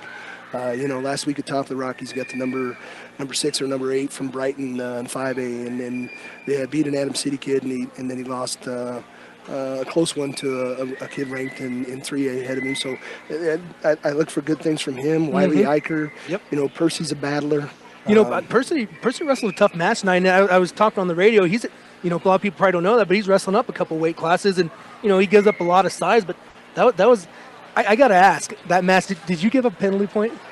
Not me. Who was it? Unfortunately. Okay, I couldn't tell. I couldn't tell from here. I think there was some. I think Percy uttered some things, or at least perceived by the official. Gotcha. And so it was a misconduct. Oh, I didn't know if it was a coach misconduct or a wrestler. But you know, I think that misconduct really could have went either. You know, they were both popping each other in the head, and then it was just one of those things. And it was a weird thing where the Fort Morgan kid was looking away, and Percy shot in. I think it just kind of escalated a little bit. I just couldn't tell who the misconduct was on, so I thought that was. If it was on you, I was going to say good job. So. Well, I thought I was going to get one at 75 and 90s because it's a little frustrated in how we dominated the mat and position, and you know, that's just sometimes the way it goes. And I was proud of those two for continuing to grind and make their breaks, and they did. Yeah, no. You know, looking forward to regionals and states. Again, we talk about kids that are, you know, that we're hoping to slip through, and I agree. I think the 120-pounder one, Hernandez, and then, you know, like you said, the way Levi wrestled tonight, he showed a lot of gritty, and he showed like he opened up his option. You know what he looked like tonight? He looked like Caleb tonight, just the way he was moving and the way he was setting things up. I thought he looked really, really good tonight. You know, one kid, and I'm really, you know, it's horrible that Riley's out. You know, obviously he's going to be a point scorer, but, you know, it kind of opens up, and we have a running joke in our office is all Astorga does is win. It's just the weirdest thing. He has the most unorthodox style, but he just wins. So, you know, I'm glad that those two are getting separated. You know, Astorga and Cole, and so sounds like they're going to flip flop weights coming up. Well, anyways. You're absolutely right about Astorga. You know, there's so many kids on this team that just do a great job. Yeah. And I'd be remiss to not talk about Tanner and him, and Astorga is. You know, his first loss was so he won Akron. First loss was at the Warrior, and then he turned around and beat that kid for 3rd and 4th, and then he wins Valley, and then places 4th at the Top of the Rockies against that was a solid bracket. Well, yeah, especially with that Funk kid. Yeah, wrestling 4-0. Yeah, that was impressive. So he's made a mistake tonight. Yeah, and that Pacheco kid's a decent kid. He's a big, strong kid. So. He is. So the fun thing is going to be this. Over the course of this weekend, so Cole will be 90s this weekend, and Astorga is on a weight descent. That we have the option next Wednesday. They can choose. So, you know, those guys will get to pick and choose who's Likely Cole is going to decide whether he wants to go 15s or 90, and that's how we'll go into regionals. I think it's a great position that they're both in that, so that now, one of them can pick that I'm going to go that guy, be at 215s and go. Well, they're both going to score points. I don't think there's any question about that. What do you see? I think Mullen's ranked number 1. You guys are 2. Eaton's 3, and you guys are separated by, just the smallest margin. What do you think it's going to? Is it going to be somebody either placing that's not supposed to place? Is it somebody that's not supposed to qualify that wins the match? What do you kind of see the difference being at that? Because I think you guys have a great opportunity to win this thing. I really do. No, I appreciate that. They do. Those kids, the first credit and all credit goes to them and the work they put in the off season and through this whole season. But I think it's both. Yeah. And it could be either or. I think Ian Blake. I think Rivera keeps. Rivera's been running into some tough kids, and his biggest thing is mat time. I think we can qualify 14. Mm-hmm. And then if you do that, you get a couple of guys that win matches at state, and then you add in, a placer. I think Tanner can go lights out and be in the state finals. I think, these kids that aren't ranked that are knocking on the door, I think they can win some matches. So yeah, and not counting Astorga, because I'm assuming Astorga, once Tim figure out where he's going to be, he'll be ranked. But not counting Astorga, you guys have 1, 2, 3, 4, 5, 6, 7, 8 ranked kids in the top 10 or. Well, with Levi top 15, but that's probably more depth than the others, and I think it's just going to come down to how high those other kids, those other teams. I don't think have the depth that you guys have, but maybe some higher placers in there. But I think you guys, I really do think you got a shot to win probably legitimately 3 or 4 state titles, and if you do that, that takes care of business. So bonus points. That's the other one. These boys love the pin and. Coach Quinlan, when he was here and I was with him, instill that in him, and it's a big deal. Those 2-point bonus points add up in a hurry. Well, it was something that I was talking about tonight. I think it was Cole's match. It was not a tight. Yeah, it was tight. Shouldn't have been as tight, but it was. I was really, really impressed by him. He could have stopped at the tech with that last takedown. He just hammered that thing into a pin. And I was telling Rob the same thing. I said that's the difference between third and second and third at state is a point here and a half point there, especially when those margins are so close there. Yeah, absolutely. It is. And I love that they're all hungry for it. Yeah. These guys kind of bred on it. Like I said, we've been talking about it for years, and you go to camps, and it's the same thing. And, I think there's a lot of pride, and they feed off of it. Oh, I think so, too. Yeah, no, it seems like the team gets along. Seems like you got them rolling. And I won't take up any more of your time, Chad, but great luck the rest of the season. Great luck at regional. Great luck state. Can't wait to see what you guys are doing. So go get them. Appreciate it. Congratulations. A bunch of credit also goes to all those guys on staff. Agreed. You guys have a great staff. And they're all dedicated, and it's a great environment. No, that's great. Have a great trip. Thanks, Chad. Thanks, Chad. That's Brush Head Coach Chad Cox. Thanks for the time. And we do have matches going, so we'll get Rob back on here. And we have Fort Morgan girls and Wiggins girls. It looks like we're at 190 pounds with Candace Davies and Mackenzie Steinbar from Wiggins. Steinbar from Wiggins is up 14-2 with 30 seconds left in the first period and working towards a fall as we speak. Okay. We're about done with the girls, I think, here. I wasn't paying attention, Rob. I'm sorry. Oh, no, that's fine, dude. You guys are doing great. And just, we had Fort Morgan's Amara and Valaya from Wiggins, Briska and McKenna at 130, and I missed that one. At 170, Daisy of Fort Morgan got a pin over Laura. And at 190, it was Mackenzie from Wiggins with the pin over Candice. Yeah. Likes to catch me up.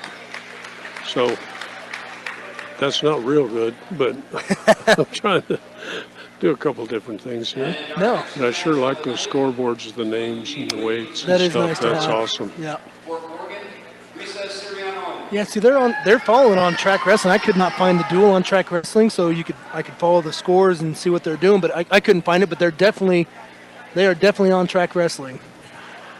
Okay, we think the final score for Brush and Fort Morgan was 56 for Brush and 18 for the Mustangs. Yeah, good showing by Brush. Like I was talking with Coach Cox about it, getting the kids back, and I didn't realize that some of the kids weren't hurt. They had to make a choice whether they're going to wrestle at the Doc Buchanan or they're going to wrestle at Top of the Rockies. And so it was a match. It was a match choice, not so much a health choice. Oh, really? Yeah. But it sounds like those boys are dialed in, and I know Coach Cox is excited, and he should be, because they really do have a good shot of bringing home a state title, and that'd be the first state title brought back to Morgan County in wrestling in a long time. 2007 for I was the gonna say, Beatles. yeah, since Quinlan, I don't think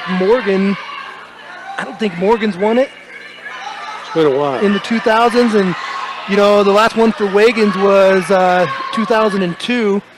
They got close a couple times there in 2010, 2011, 2012. They took 3 seconds, I believe, but couldn't get over the hump there. So it'd be great to have another state championship back coming home. That'll be okay. Well, Oh man, there's nothing like that. and it is razor thin between Mullen and Eaton and Brush. I think they're separated by like 2.5 points between first and third. Yeah, I think that's going to change this week. Yeah. Okay, we got the girls going out there, and there's a 10 win for Makina Crownover of Wiggins over Marisa Serrano Camino. So Minute and it's about 6. 2 and 2. Yeah. I missed them. They jumped the weights on us. So that was at 130 pounds. So I don't know if we have any more girls going here or not. No, I don't believe so. I believe they just announced the final team score. I did not catch that though. Well, cool. Yeah, so we'll be Wiggins and Fort Morgan coming up next, and it should be a shorter duel with Wiggins only having a handful of kids and Fort Morgan having a full team. So I think they'll probably only wrestle the same amount as Brush and Wiggins wrestles pro those 6 or 7 matches here. So that should be coming up here shortly. Could be. Hey, Better Electric, covering all electrical work from residential, commercials, agriculture. Better does matter. 970-521-1030. That's Better Electric out of Sterling, and they're a bunch of good guys. Yeah. See them once in a while. Great company. We work with them a lot on a bunch of our bigger projects around the area. They're a great company. Yeah. Tom does a great job. Jason does a great job. Yeah, they were even nice to me years ago. And still are. Okay, and we've got some others here. Bank of Colorado, they believe in keeping things simple. Apply for your loan, or the loan you need for your dream home, fully online. Visit bankofcolorado-dot.com for all the information today.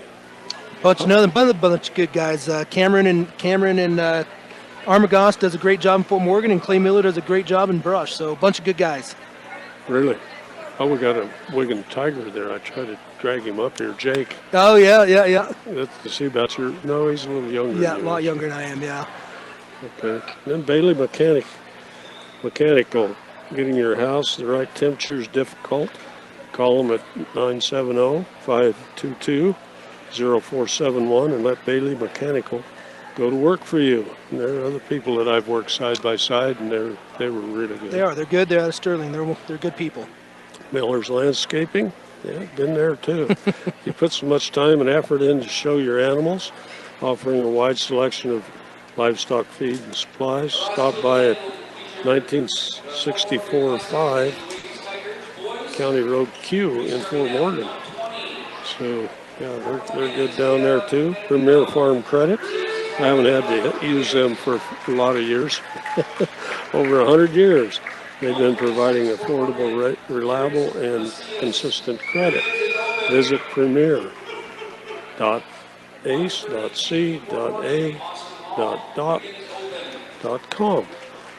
I love those. Not really. But anyway, give them a call. Western Engineering and Consultants. Hey, we just left him. Since 2003, they've been on a providing big firm product with small firm relations. Visit western.e.c.i.dot.com for more. Western Engineering Consultants, of course. You just heard Chad. Yep, Chad's a great guy, great company. You know, we use them a ton on our civil engineering projects. We partner together on lots of other projects. Just got done with the hangar with them in Centennial. They do a great job and add great value, and just good people have in the community. Okay. How about Wiggins Electric? Count on Wiggins Electric for quick, efficient, and courteous service to help you up and running. They provide for you the service and products that you need in your most critical time. Being an electrician, and I know they're good guys. Again, so. Keith Miller, one of the best. He actually moved to Brush. He's a Wiggins Time Area alumni, and you just don't get to be a better person than that. Yeah, but when he plays golf, he hits the ball too far. He can crush that thing, can't he? He can, yeah. Okay. He's a heck of a baseball player. Is he? Yeah, he was. Okay. Where did he go to college? I don't think he went to college, but I know he won a state championship here in 86 or 87, one of the two, when they won back-to-back. Oh, really? Uh-huh. Cool. 85, 86? Yeah, or 85, 86. Well, yeah, one of the two. One of those 2 years. And it could have been both the years he's there. Okay, we're almost ready to get going here for our last matches. Gordon Insurance. Be prepared for everything that life throws at you. Get car insurance, life insurance, farm insurance, crop insurance at Gordon Insurance. Visit gordon.i.n.s.com today. Gordon Insurance. And we got to go Northeastern. Whether you're traditional or non-traditional student looking for associate's degree or specialist certificates, visit njc.edu in Northeastern. They've got wrestling, so you got to love that. Absolutely. No, they have a great program. I think they're a top 10 program right now. So. Okay, we don't think we have any. Yeah, we're underway at 120 with Fort Morgan's Isaiah Pimento and Wiggins Taven Palmer. Pimento's deep on a shot and got Palmer in kind of a near side cradle right on the edge of the mat, and Palmer's in big trouble.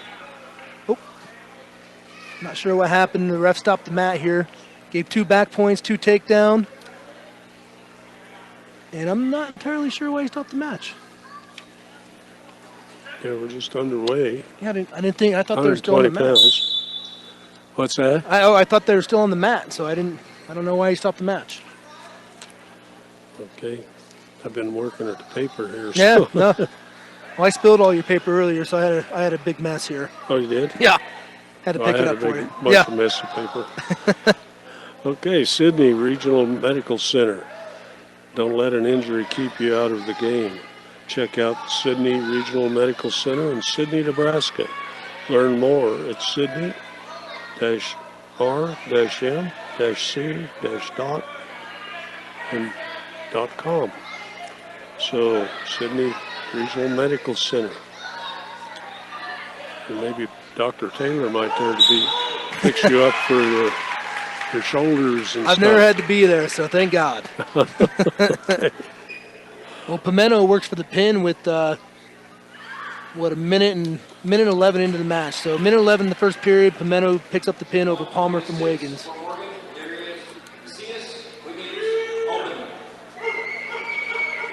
And the next match should be not till 1:38.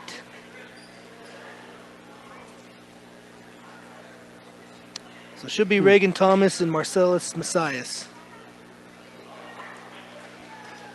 126 was Messias. No. There we go. 132's up now. Yeah, I think that Austin should be. Hall. I think that should be open. They're saying Wiggins Palmer. Yeah, that was the previous match. They just haven't moved it. Oh, Yeah. okay. We didn't move that up. Yeah, 138 will be Marcellus Macias against Reagan Thomas. Okay, there we go. 138. 138. They got, you said 3 twins wrestling? Yeah, there's 3 of them on the. There's triplets, and then there's Melendez brothers, and I actually watched them wrestle here at the Wiggins tournament a couple weeks ago, and they had to wrestle each other in the tournament. And, I'm not sure which one won, but the other one was not happy that he lost. So the twin boys had to wrestle each other. But it looks like the Macias boys might be triplets. They're all freshmen. Wow.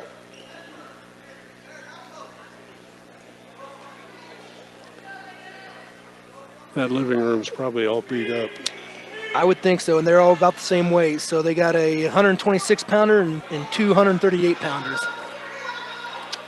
So Reagan Thomas in kind of trying to throw a cow catcher there, and that's just not a move that you probably want to try. His figure 4 in the head there. Uh-oh. Yep. He's going to get it. Yeah, Macias had Reagan up in the air after that kind of failed cow catcher attempt there, and Reagan ended up with his feet in the air and figure 4 on the head of Macias. So 1-0 Macias with a minute left in the period.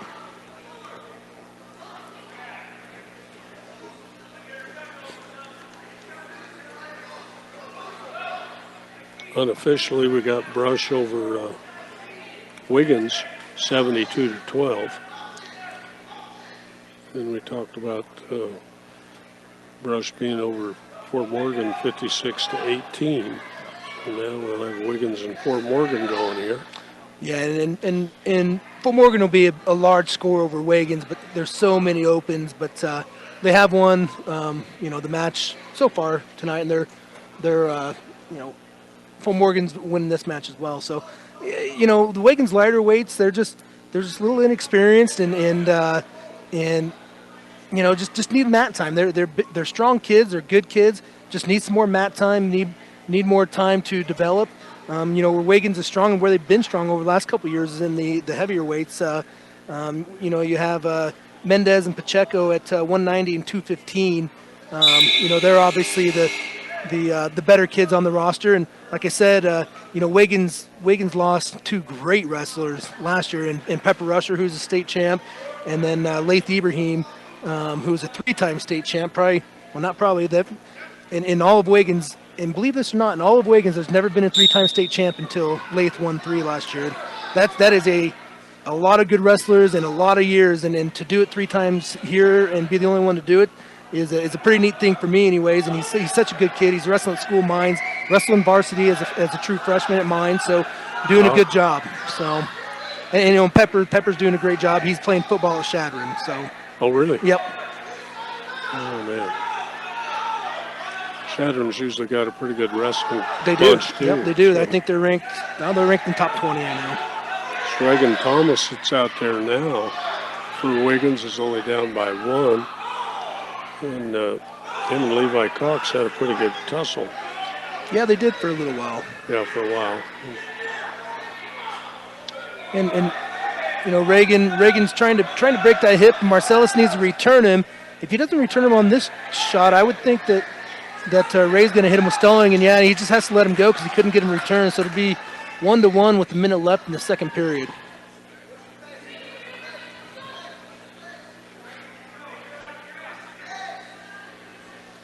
You had your picture up in? No, you didn't have this when you were here, were you?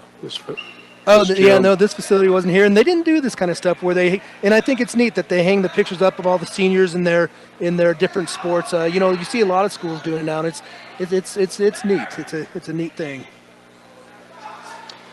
Back in the old days when we used to use lockers, they put stuff on your lockers for you, and I don't think anybody uses lockers anymore. They just carry their book bags around. Yeah.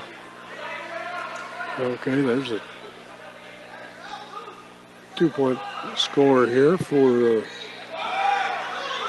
Fort Morgan wrestler. Yeah, Macias was in on a really nice double and then finished it off, and now he's working an arm bar. He's got short time though, so he's going to have to really do something fast. There's only 3 seconds left in the period. He's going to end it with that arm bar, but really nice shot by him. Put him up 3-1 heading into the third period.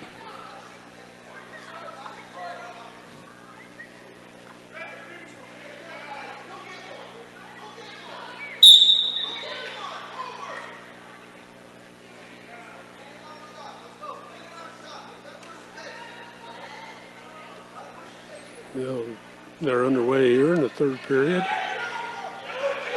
And Mahias has a leg, but Reagan's Yeah, he's trying for that spladle, but he's got to get that leg in there if he's going to get the spladle. Reagan's trying to get a He's got a cradle locked up now, almost though. a cradle Yeah. locked up. Now he's going to work a little harder on it on the other side. Yeah, he's able to get a He gets reversal. caught. Yeah, Reagan had that reversal, so he was tied up 3-3, but he left his head hanging over, and Marcellus kind of sucked him under and got him out of position and ended up getting the reversal himself. So it's 5-3 with a minute and 10 seconds left in the third period. Coach Christian's trying to get him to do something different.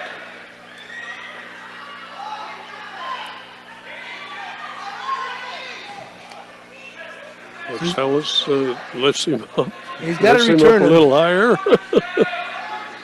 Yeah, he's got to return him. Reagan needs to break those. Yeah, he's got the hands down on the hip now. Now he needs to pop his hips out, and Macias is going to get charged for stalling since he didn't return to the mat in time. So that actually could be big here. That's In a another point. 2-point match. Yeah. You know, if Reagan can get out here and push the pace and get a stall call knocked out here, it'll be 5-5. But as it sits, it's 5-3 with 40 seconds left in the match. Oh, nice sit out by Reagan, but Macias did a nice job following. But man, they just keep reaching back and they want to headhunt all the time. And he needs to focus on either standing up or getting his hips cleared. Something. Don't reach back. Yeah, you've heard that a million times Oh, from baby. the coaches. Yeah. Don't do that. Once in a while, you get lucky. Every once in a while. Again, same thing. You got a stalling call now. If you can break his hips, there's 9 seconds left. It's 5-4. Macias over Thomas, and he still hasn't returned him. He's in trouble. He might get another stalling call, and he does, and he ties it up. Ties it up 5-5 with 3 stalling calls in the last 15 seconds of the match. Wow. So it'll be 5-5 heading into overtime. Marcellus Macias of Fort Morgan and Reagan Thomas of Wiggins. Okay, they're underway. Reagan's quite a bit taller and leaner. Tall guys don't like to wrestle short guys, and short guys don't like to wrestle tall There's guys. definitely a leverage difference. Yeah.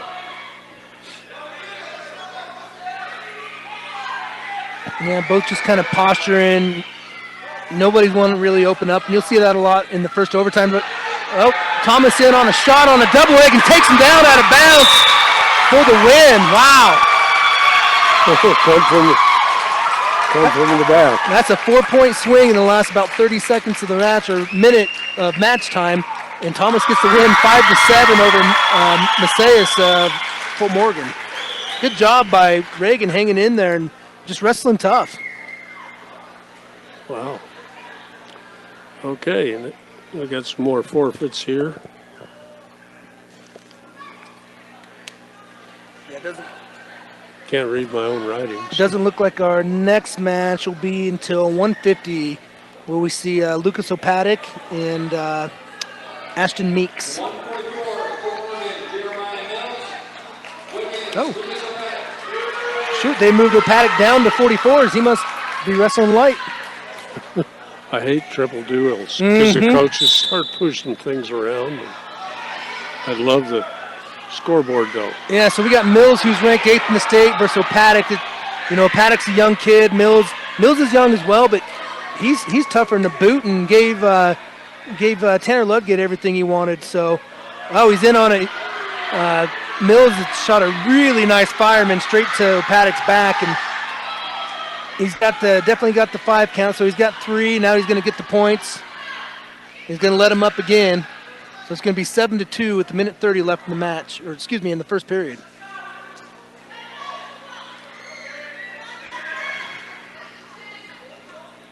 Miles with the shot attempt, but kind of sloppy and out of bounds. Bring it back to center. You can tell Miles wants to get this thing over with, or either tech or to fall is what he's going to be working for here. Kind of in a front headlock situation. Oh, Milkovich is in through. What a nice throw by that was. Kind of got a tight waist and a half here, and giving up back points again. Yeah, he's going to go for the tech foul, so he's going to be 12-3 with 45 seconds left in the period. Now, this is first period. It is. So a lot of points. Yep. Oh, another tackle. Yep, little straight-up jab double is what we call those, just essentially a football tackle into a double leg, and it's going to be 14-3 with 30 seconds left in the period. Well, if he doesn't pin him here, he's... No. Close. And he gets the fall. Jeremiah Mills over Lucas Opatic in minute and 43 seconds.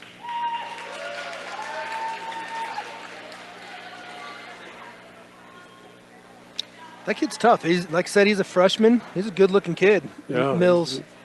Wrestled well. Yeah. He's been wrestling well all year. Like I said, I mean, you know, it's getting late in the season and being ranked 8th. And I know, like I said, he's been to all those big tournaments. He's been placing those big tournaments. And like I said, he gave Tanner everything he wanted out there for a while. So, you know, expect to hear his name for 3 more years now. Okay, Wiggins. Lucas Opatic. He just wrestled. Yeah, that's... So the next match will be 175. 150. So she'll have Riley Thomas versus Noah Aguirre. Okay. Jeremiah Mills got a forfeit at 144. Well, Mills actually, they wrestled at 144. Oh, okay. So Ashton Meeks got a forfeit, and Ben Fritz will get a forfeit, and Adler Stanley should get a forfeit. Or, Adler Staley. Yeah. So the next match should be Noah Aguirre and Riley Thomas. Rose is going to like that because that leaves us only about 4 more matches. She always does a great job. Absolutely. Okay, we're underway. Noah Aguirre against Riley Thomas and Wiggins. Oops, and Riley went right to his back.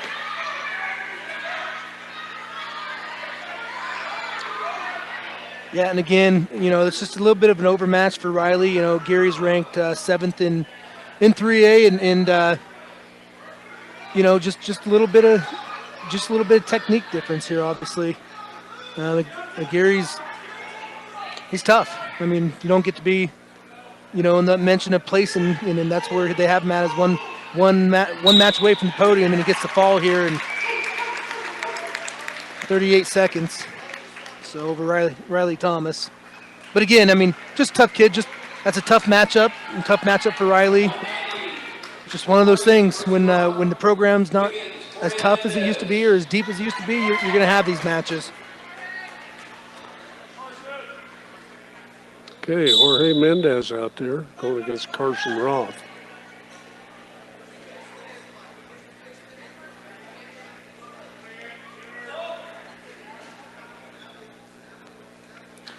Yeah, and Jorge and Cole was a good match. He wrestled well with Yeah, that. he did, and he's a tough kid. You know, Jorge again is ranked number 5, so predicted to be on the podium.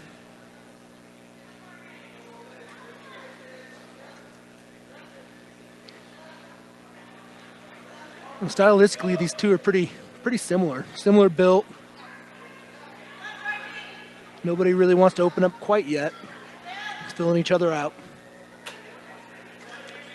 Mendez, nice little shot here. Where did that go and popped out? Now he shoots in again. Gets caught in the front headlock. Yeah, Roth's a strong kid. I don't know how much mat time he's had. He's definitely put together well and well built and strong kid.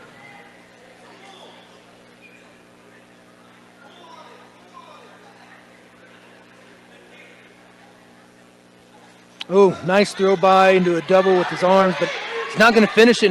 He's going to finish up on top. It was a heck of a shot by Mendez, but just didn't finish.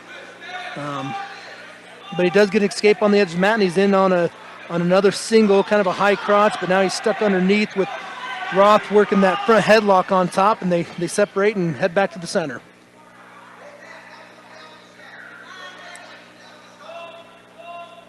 Two to one for Roth. Short time here in the first period. And I think they're both pretty content shooting. End of the period 2-1. Oh! That was a heck of a deep shot. Yeah. Shot a half second too late. Yeah, it was a great shot by Mendez, just right at the buzzer. Mendez's choice. He's going to take down.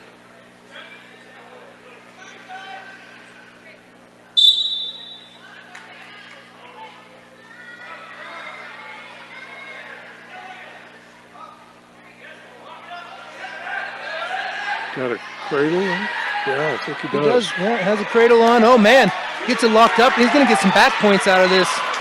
No. Get 2 back points. This would be a little bit of an upset, actually. This would be a great win for Carson if he can pull this off, because, Jorge's been to state a few times, been away, one away from the podium a few times. So this would be a big win, and Roth's kind of sticking it to him right now.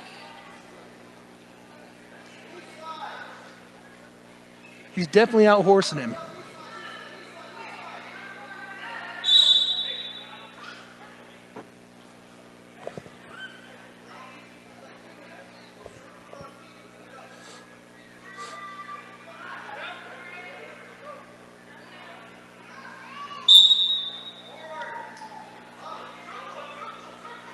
Mendez tripods up, and they separate, and point escape for Mendez. So 4-2 with 1 minute and 5 seconds left in the second period.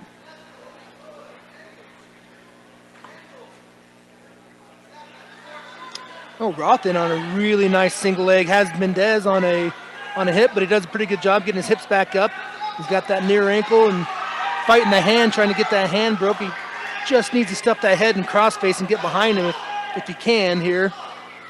That'd be the best option. He still has that near ankle and just needs to break that lock. There he goes. Now he's cross-facing and comes around behind for the 2. Good job by Jorge there. 4-4, 30 seconds left in the second period.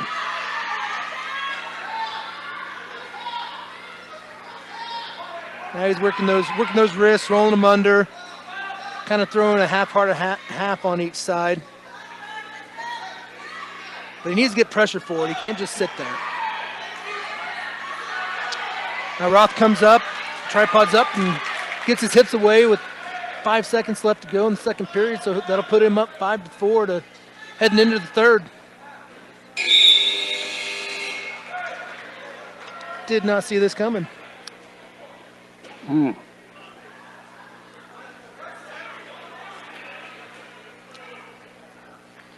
Jorge working from the top here in the third period.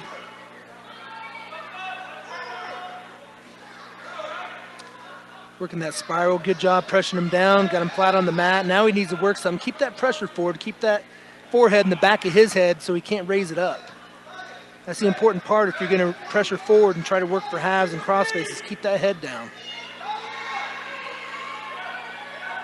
He's throwing a half, but he's got it on the wrong side that he's on. So if you're going to throw it from that side, he needs to jump across. Now he's going to cut him and see if we can go neutral here. So 6-4 with 1 minute and 25 seconds left to go in the match here.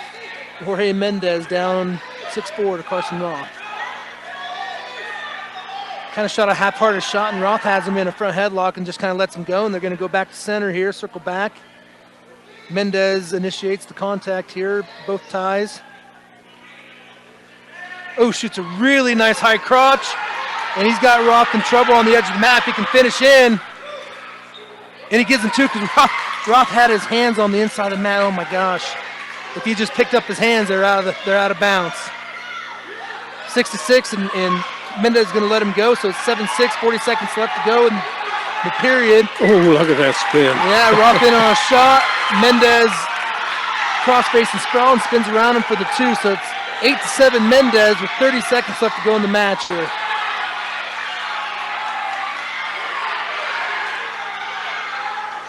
I can see why he's wrestled well over the years, as quick as that was. Yeah. He's got really fast feet for a big man. A short time here. Yeah, 15 seconds left in the match. Mendez over Roth, 8-7 with Roth down. Mendez really do a good job of pressuring forward here, trying to bust him flat. If he busts him flat twice, the match is over. So if he can get him flat here, yeah, busting him flat, working 2 wrists. That's all it took. Good job by Mendez coming back on that. Okay. That's one of your Tigers. Yeah, good job. Very good job. I don't know which Mendez he belongs to, but he sure looks like a few I know. Yeah. Okay. That was a good match. Yeah, fun match to watch. Good job by Jorge pulling out that 8-7 victory over Caution Roth at Fort Morgan.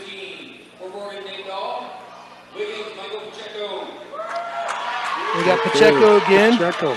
Yeah, he stunned Astorga. I did not see that coming. I thought Astorga would beat Pacheco, but again, Pacheco's projected 7th, which is 1 match away at state right now. So he's on that teeter. Nate Dahl, is he He is not ranked, no. another one of those freshmen? He's a senior. Oh, senior. Yeah, him and Roth are the only seniors on the team.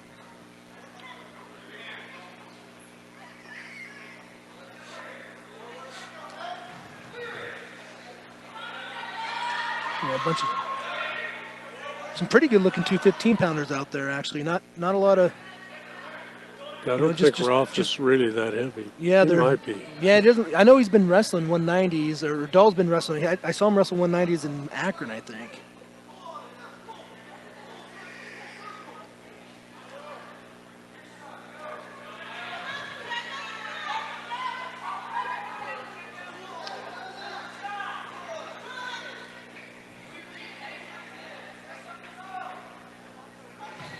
Yeah, they're rubbing foreheads and going around in a circle. Just not a lot to report on because there's not a lot of action.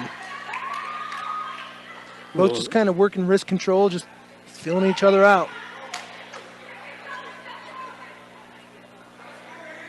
Someone's going to need to initiate at some point. Now we got an underhook on Pacheco, but Dahl backs out of it. Oh, good shot by Pacheco, right to his single leg, right to his hip for the takedown. Great shot there. That was a great outside single. Kind of finished in a high cross position. So 2-0 Pacheco over Nate Dahl with 15 seconds left to go in the first period. No. Yep, try to get up. Pacheco spun him around. Now he's going to run away and get 1 point here with 5 seconds left.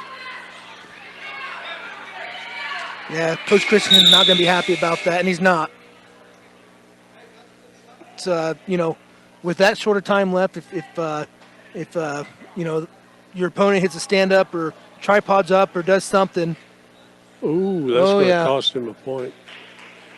He come over and spit in the trash can. Spit in the trash can and didn't ask the official. Well, they showed a point to green, but I think they made they're going to wave it off. Huh. They must have waved that point off. Oh, now the Fort Morgan coach. Okay. Didn't really talk to him, but was didn't. Didn't. Well, Pacheco starts out the period down, and they did give Dahl that point, so it is 2-2. So they gave Pacheco a stalling call because he walked off the mat and spit in the trash can, which is the right call. Oops. Yep.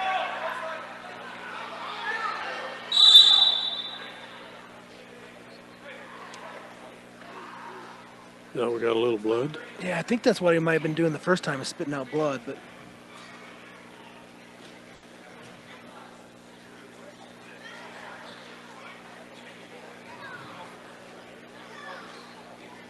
Yeah, they're getting some paper towels going down there. Yeah, a little mat cleanup. The Linton boys clean up the mat there. I just say it again. I'm excited about Fort Morgan's team. Having a full team. It's been a long time since they've had a full team. So, I think Coach Growlis is doing something right, and I think he's got a bunch of kids in that room. I don't know how many they have, but there's a bunch of them in there. That's great. Yep. Yeah. They've got like 4 or 5 Pee Wee teams. Yeah, there's. I've always thought that wasn't a really good idea, but if it works, it'll work, I guess. Well, now they got to clean up a little blood.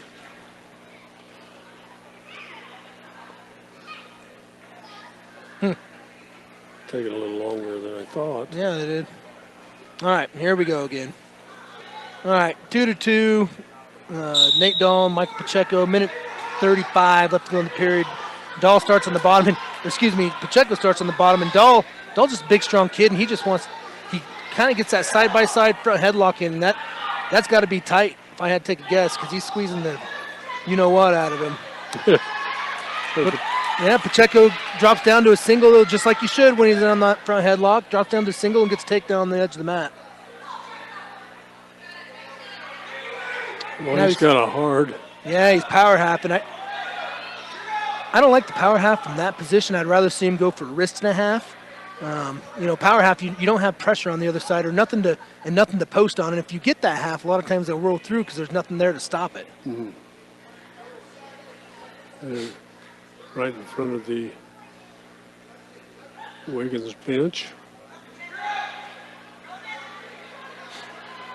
Well, now they get their toes off of there. It's burned up a little time. Yep, so we got 4-2, Pacheco over Dahl with 41 seconds left in the match. Or excuse me, in the second period. Pacheco starts on top, nice return, working wrists, lots of pressure forward, kind of staying hip to hip. Not going to accomplish a lot with your hips back like that. Trying to work a half Nelson in there. He's got that far wrist, which is much better. See it, and it just gives you so much more control when you go over, and that's tight, and that's the match. That's why I like that wrist on that other side, that opposite half. You just don't have the opportunity, number one, to transfer that weight to get out of it as easy as if you're the bottom guy, and number two, it just makes it so much tighter. So a pin for Pacheco, and what was that? 346. 346. Yep. For Morgan at 285, that is Jack Worth will pick up a forfeit because Americo Lorenzini had some prior engagements. I think he had some scholarship stuff going on tonight. So I wanted to watch him. I did too. I was excited to see him. He's been hurt all year. Yeah. Hurt himself in that state playoff football game, and I'm not entirely sure if he's wrestled a match this year. I know he just got cleared not long ago, so I don't know if he's wrestled any matches. Yeah. So we're probably going to go down to some little guys. There they are. This should be the last match of the night. Okay, Rose, maybe we can make it before 9.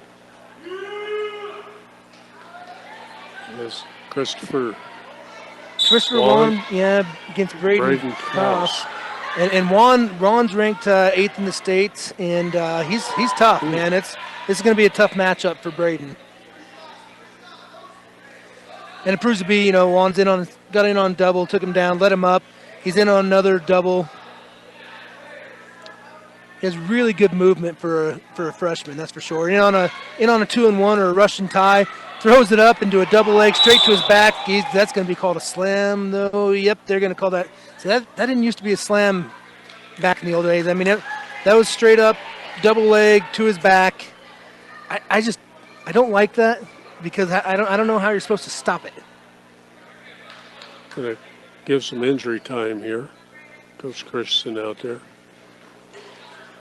Yeah, it's an unfortunate thing. I know people have been getting hurt, but I'm not entirely sure. I don't know how Juan would stop it. You're up on a double leg, have a kid in the air, you go to return him. It's not like he slammed him and drove his weight into him. He just landed on his back, and it looked way worse than it probably was. Yeah, that was a quick takedown there. Yeah, right into it. He's got that Turk in there. Got that crossface. Got a couple back points here. Juan's going to go up 6-2 with 1:10 left in the period. He's really cranking it through. Yeah, now he's got that crossface cradle. Yeah. Got to pull back. He's definitely getting back points here. He needs to settle, and there's the pin. 59 seconds in the match. Okay.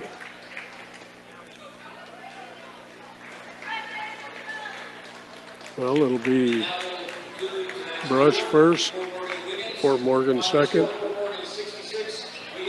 and the Tigers will be coming in third. But Yep. it's a lot better than what we had last year. 66-12 was that final score.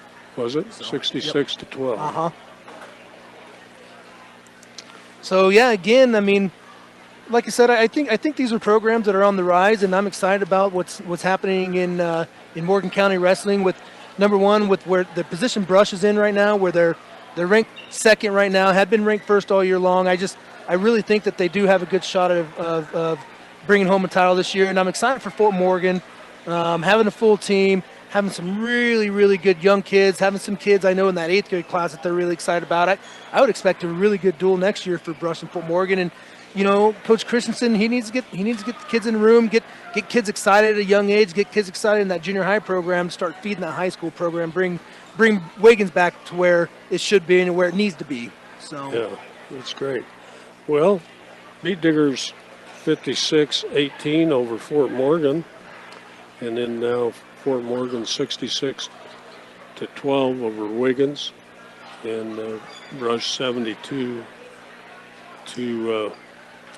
for Wiggins. So it's all unofficial to me. Most of them are right, I think. So been quite a night, and we got the girls out here lining up for pictures. So we had several girls matches, and they were good. yeah. So I think that's about it for tonight.